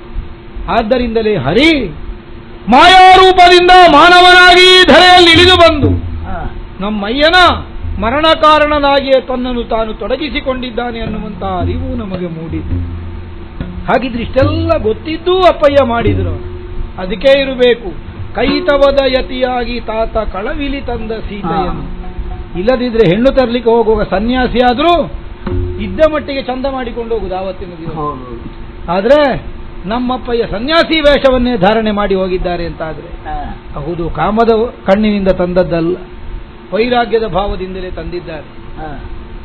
ತನ್ನದಾದಂತಹ ಪರಮ ಲಕ್ಷ್ಯವನ್ನು ಯಾವುದೋ ಒಂದೆಡೆಯಲ್ಲಿ ನ್ಯಾಸವಾಗಿರಿಸಿ ಅದನ್ನು ಹೊಂದುವಂತಹ ಉದ್ದೇಶಕ್ಕಾಗಿ ಸನ್ಯಾಸಿಯಾಗಿಯೇ ತಂದವರಿರಬೇಕು. ಅನೇಕ ಹಿರಿಯರು ಸೀತಾ ಅಪಹರಣದ ಕುರಿತಾಗಿ ನೀತಿಯ ನುಡಿಗಳನ್ನು ಹೇಳಿದ ಕಾಲಕ್ಕೆ ಎಲ್ಲವನ್ನೂ ತಿರಸ್ಕರಿಸಿ ಅದರಿಂದ ಅತಿಶಯವಾದದ್ದನ್ನು ಹೊಂದುತ್ತೇನೆನ್ನುವ ನಿರೀಕ್ಷೆಯಿಂದಲೇ ನಮ್ಮ ಅಪ್ಪಯ್ಯ ಮುಂದುವರಿದವರು ಇರಬೇಕು. ಒಡ ಹುಟ್ಟಿದ ತಮ್ಮನನ್ನು ಬಿಟ್ಟರು, ಹೊಟ್ಟೆಯಲ್ಲಿ ಹುಟ್ಟಿದ ಮಕ್ಕಳನ್ನು ಕಳಕೊಂಡ್ರು, ಅಪಾರವಾದ ಬಂಧುಸ್ತೋಮದ ನಾಶಕ್ಕೆ ಕಾರಣರಾದರು, ಎಲ್ಲವನ್ನೂ ಕಳೆದುಕೊಂಡು ಏನನ್ನು ಸಾಧಿಸ್ತಾರೆ? ಪ್ರಶ್ನೆ ಹುಟ್ಟಿತ್ತು ಲಂಕೆಯಲ್ಲಿ. ಈಗ ಸಿಗ್ತಾ ಇದೆ ಇಂದ್ರಜಿತುವಿನ ಅಂತರಂಗದಲ್ಲಿ ಉತ್ತರ. ಯಾವುದನ್ನೆಲ್ಲ ಉಳಿಸಿಕೊಂಡರೂ ಏನನ್ನು ಹೊಂದುವುದಕ್ಕೆ ಸಾಧ್ಯವಾಗದು, ಯಾವುದನ್ನೆಲ್ಲ ಉಳಿಸಿಕೊಂಡರೂ ಅದನ್ನು ಹೊಂದದೇ ಇದ್ರೆ ಯಾವ ಪ್ರಯೋಜನವೂ ಸಿಗದು. ಅದೊಂದನ್ನು ಗಳಿಸುವುದಕ್ಕೆ ಬೇಕಾಗಿ ಇದೆಲ್ಲವನ್ನು ವಿನಿಯೋಗ ಮಾಡುವುದಕ್ಕೆ ತೊಡಗಿದ್ದಾರೆ ಎನ್ನುವುದು ಸ್ಪಷ್ಟವಾಗುತ್ತದೆ. ತನ್ನನ್ನು ತಾನು ಕಳೆದುಕೊಳ್ಳುವುದಲ್ಲದೆ ಕೇವಲತ್ವವನ್ನು ಹೊಂದುವುದಕ್ಕೆ ಸಾಧ್ಯವಾಗುವುದಿಲ್ಲ. ಆದ್ದರಿಂದ ತನ್ನನ್ನು ತಾನು ಕಳೆದುಕೊಳ್ಳಬೇಕಾದ್ರೆ ತನ್ನದನ್ನಿಸಿಕೊಂಡದ್ದನ್ನೆಲ್ಲ ಮೊದಲು ಕಳ್ಕೊಳ್ಬೇಕು. ಈ ಬಗೆಯಿಂದ ಒಂದೊಂದನ್ನೇ ಕಳಚುತ್ತಾ ಎಲ್ಲ ಕೊಂಡಿಗಳಿಂದಲೂ ಕಳಚಲ್ಪಟ್ಟವರಾಗಿ ಮೋಕ್ಷಧಾಮವನ್ನು ಹೊಂದುವಂತಹ ಉದ್ದೇಶಕ್ಕಾಗಿ ಅಪ್ಪಯ್ಯ ತೊಡಗಿಸಿಕೊಂಡವರು ಅನ್ನುವುದು ಸ್ಪಷ್ಟವಾಗುತ್ತದೆ. ಹಾಗಿದ್ರೆ ಮೊನ್ನೆ ಸೀತಾಪಹರಣ ಆದ ಮೇಲೆಯೇ ನಮ್ಮಪ್ಪಯ್ಯನಿಗೆ ಅರಿವು ಬಂತೆ ಕೇಳಿದರೆ, ಅಲ್ಲ ಮೊದಲೇ ಇದ್ದಿರಬೇಕವರಿಗೆ, ನಮಗೆ ಸ್ಪಷ್ಟ ಆಗಲಿಲ್ಲ. ಸಮಸ್ತ ಲಂಕೆಯವರಿಗೆ ರಾವಣೇಶ್ವರ ಮಹಾಪ್ರಭುಗಳ ಚರ್ಯ ಸ್ಪಷ್ಟವಾದದ್ದು ಸೀತಾಪಹರಣದ ಆಮೇಲೆ. ಅವರು ಎಷ್ಟು ವರ್ಷದಿಂದ ತಮ್ಮಲ್ಲಿ ಸುಪ್ತವಾಗಿ ಗರ್ಭೀಕೃತವಾಗಿರಿಸಿಕೊಂಡಿದ್ರೋ ಈ ವಿಚಾರವನ್ನು ನಾವು ಅರಿಯೇವು. ಅದಕ್ಕೊಂದು ಪರಿಹಾರವನ್ನು ಕಂಡುಕೊಳ್ಳುವುದಕ್ಕೆ ಸಾಧ್ಯತೆ ಉಂಟು. ನೋಡೋಣ. ಸೀತಾಪಹಾರ ಆಗಿ ವರ್ಷ ಒಂದೂ ಆಗಲಿಲ್ಲ, 11 ತಿಂಗಳು ಮಾತ್ರ ಆಗುತ್ತಾ ಬಂದದ್ದು. ಒಂದು ವೇಳೆ ಸೀತಾಪಹಾರ ಆದ ಮೇಲೆಯೇ ರಕ್ಕಸರ ವಧೆಗೆ ಇವರು ಸಿದ್ಧರಾಗುವವರು ಹೌದು ಅಂತಾದರೆ ನಮ್ಮನ್ನು ಕೊಲ್ಲಿಕ್ಕೆ ಇವರಿಂದ ಆಗುವುದಿಲ್ಲ. ನಮ್ಮನ್ನು ಕೊಲ್ಲುವಷ್ಟಕ್ಕೆ ಇವರು ಆಗಿದ್ದಾರೆ ಅಂತ ಆದ್ರೆ ಸೀತಾಪಹರಣ ಅನ್ನೋದು ನೆವನ ಮಾತ್ರ. ನಾವು ಸೀತಾಪಹಾರ ಮಾಡಿದ್ರೆ ಮತ್ತೊಂದು ನೆವನ ಹಿಡ್ಕೊಂಡು ನಾಳೆ ಬರ್ತಿದ್ರು ಇವರು, ಲಂಕೆಯ ಮೇಲೆ ಅಭಿಯೋಗವನ್ನು ನಡೆಸ್ತಾ ಇದ್ರು. ಆದ್ದರಿಂದ ಅಪ್ಪ ತಂದದ್ದರಿಂದ ನಮಗೆ ಮರಣಕ್ಕೆ ಕಾರಣವಾಯಿತು ಅನ್ನುವ ಹಾಗೆ ನಾವು ಹಪಹಪಿಸುವುದಕ್ಕೇನೂ ಇಲ್ಲ. ಆದ್ದರಿಂದ ಇವನನ್ನೇ ಕೇಳೋಣ. ಅಯ್ಯ, 12 ವರ್ಷಗಳ ಕಾಲ 12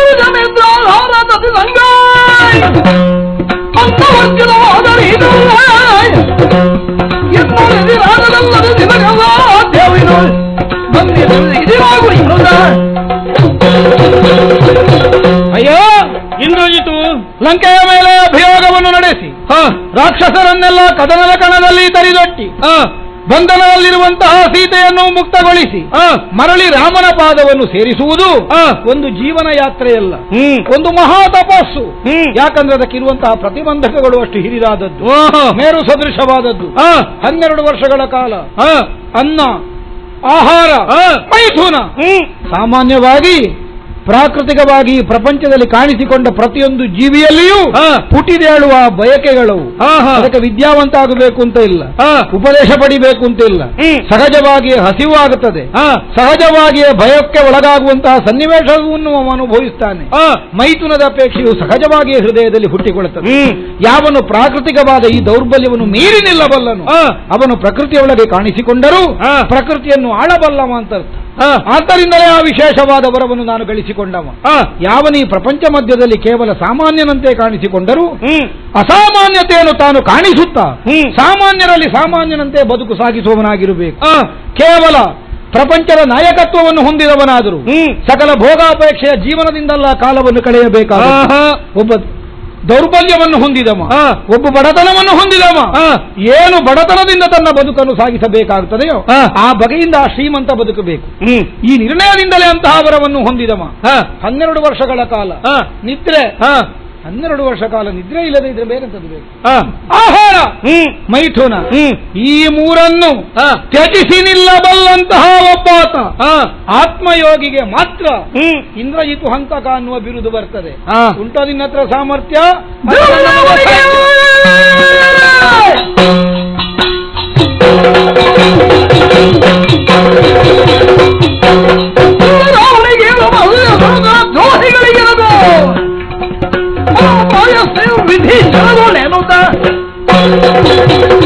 ಯಾವತ್ತೋ ನೀನು ಪಡೆದಂತಹ ವರ 12 ವರ್ಷಗಳ ಕಾಲ ನಿದ್ರಾಹಾರ ಮೈಥುನ ಭಯ ಇತ್ಯಾದಿಗಳನ್ನು ಬಿಟ್ಟವನಾಗಿರಬೇಕು. ಹೌದು ಇಂದ್ರಾರಿ, ಆಲೋಚನೆ ಮಾಡು. ಅಯೋಧ್ಯೆಯಲ್ಲಿ ಸಮಸ್ತನಾದರೂ ರಾಮ ಚಕ್ರವರ್ತಿಯಾಗಿ ಬರೆಯುವ ಸಾಮರ್ಥ್ಯವನ್ನು ಪಡೆದವನು ಯಾಕಾಗಿ ರಾವಣನಲ್ಲಿ ಬರುವಾಗ ಎಲ್ಲವನ್ನೂ ಕಳಕೊಂಡು ಬಂದ? ತಾನೇ ರಾವಣನೇ ಹೇಗಿದ್ದ ಮೊದಲು ಹಾಗೆಯೇ ತಾನಾಗಬೇಕು, ತಾನು ಏಕಾಂಗಿಯಾಗಬೇಕು, ಎಲ್ಲವನ್ನೂ ಕಳ್ಕೊಳ್ಳಬೇಕು, ಆಮೇಲೆ ತಾನೇ ಸಂಪಾದಿಸಿ ರಾವಣನ ಮೇಲೆ ಅಭಿಯೋಗವನ್ನು ಮಾಡಬೇಕು ಎನ್ನುವ ಉದ್ದೇಶದಿಂದಲೇ ಬಂದಿದ್ದಾನೆ. ಅದೇ ಹೌದು ಅಂತ ಆದರೆ ಇಂದ್ರಾರಿಯಂತಹ ನಿನ್ನಂತವರನ್ನು ಕೊಲ್ಲುವುದಕ್ಕೆ ಯಕಶ್ಚಿತ್ ಒಬ್ಬ ಲಕ್ಷ್ಮಣ ಸಾಕು ಅಂತ ತೋರಿಸುವುದಕ್ಕೆ ಇವತ್ತು ಬಂದದ್ದು. ವಿಧಿ ನಿನಗೆ ಬರದಾಗಿದೆಯೋ ನಿನ್ನ ಆಯುಷ್ಯನ ಕೊನೆ.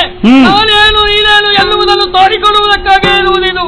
ಆಹಾರ ನಿದ್ರೆಯ ಅಗತ್ಯವೇ ಇಲ್ಲ ನನಗೆ. ನೀನು ನನ್ನಿಂದ ಸತ್ತರೆ ನಾಳೆಗೆ ನೀನು ಹೇಳಿದಾಗ ಯಕಶ್ಚಿತ್ತ ಲಕ್ಷ್ಮಣನೇ ಆಗುತ್ತೆ ಅಲ್ಲ. ನಿನ್ನಿಂದ ನಾನು ಸತ್ತೇನಾದರೆ ನೀನು ಯಕಶ್ಚಿತ್ತಾಗಿದ್ದವನಾದರೂ ಮಹತ್ತಿನವನಾಗಿ ನಾಳೆ ನನಗೆ ಆತ್ಮವಿಶ್ವಾಸ ಉಂಟು. ಏನು? ನನಗೆ ಅಹಂಕಾರ ಇಲ್ಲ. ನಿನ್ನನ್ನು ಕೊಂದ ತಕ್ಷಣ ನಾನು ದೊಡ್ಡ ಜನ ಆಗುವುದಕ್ಕೆ ಯಾವ ಕಾಲಕ್ಕೂ ಇಲ್ಲ. ಸಣ್ಣ ಜನರಲ್ಲಿ ಸಾಯುವುದಿಲ್ಲ ನಾನು ಅನ್ನುವಲ್ಲಿ ನನಗೆ ಆತ್ಮಾಭಿಮಾನ ಉಂಟು. ದೊಡ್ಡ ಜನ ಆದ್ರೆ ಮಾತ್ರ ನಾನು ಸಾಯು. ನಿನ್ನನ್ನು ಕೊಲ್ಲುವವರು ದೊಡ್ಡ ಜನಗಳಾಗುವುದಲ್ಲವೋ? ನಿನ್ನಿಂದ ನಿನ್ನನ್ನು ಕೊಲ್ಲುವುದಕ್ಕೆ ದೊಡ್ಡ ಜನಗಳ ಅಗತ್ಯ ಇಲ್ಲ. ನಾನು ಸಾಕುವಂತದ್ದು ಹಾಗಲ್ಲ. ದೊಡ್ಡ ಜನ ಆದ್ರೂ ಸಣ್ಣ ಜನರ ವೇಷದಿಂದ ಬಂದನಾದ್ರೂ ಒಳಗಿನದು ದೊಡ್ಡ ಜನವೇ ಆಗಿರಬೇಕು.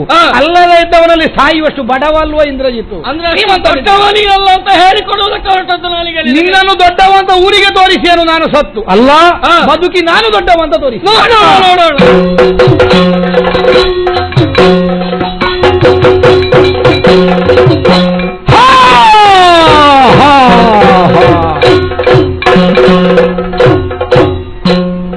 ಇಂದ್ರಜಿತುವನ್ನು ಕೊಂದದ್ದಾಗಿದೆ. ಎಲ್ಲವರನ್ನು ಸೇರಿಸಿಕೊಂಡು ಆ ಶ್ರೀರಾಮನ ಪಾದದೆಡೆಗೆ ನಡೆಯೋಣ.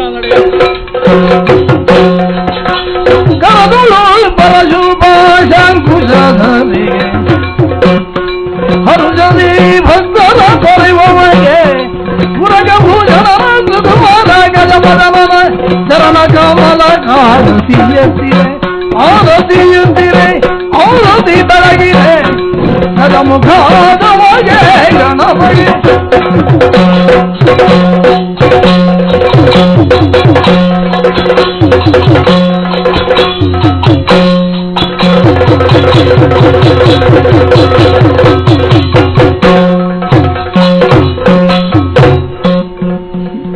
ಇಲ್ಲಿಯ ತನಕ ನೀವು ತಾಳಮದ್ದಲೆ ಕಾರ್ಯಕ್ರಮವನ್ನು ವೀಕ್ಷಿಸಿದ್ದೀರಿ. ಇದರಲ್ಲಿ ಭಾಗವತರಾಗಿ ತಮ್ಮ ಅದ್ಭುತ ಕಂಠದಿಂದ ನಮ್ಮೆಲ್ಲರನ್ನು ರಂಜಿಸಿದಂತಹ ಶ್ರೀ ಪುತ್ತಿಗೆ ರಘುರಾಮ ಹೊಳ್ಳ ಇವರಿಗೆ ಶ್ರೀಮಠದ ಪರವಾಗಿ ಅನಂತ ಧನ್ಯವಾದಗಳು. ಅವರು ಬಂದು ಶ್ರೀಪಾದಂಗಳವರ ಫಲಮಂತ್ರಾಕ್ಷತೆ ಸ್ವೀಕರಿಸಬೇಕಾಗಿ ವಿನಂತಿ. ಹಾಗೆ ಚಂಡೆಯಲ್ಲಿ ಸಹಕರಿಸಿದಂತಹ ಮುರಳಿ ಕಡಂಬಳಿತ ಇವರಿಗೂ ಕೂಡ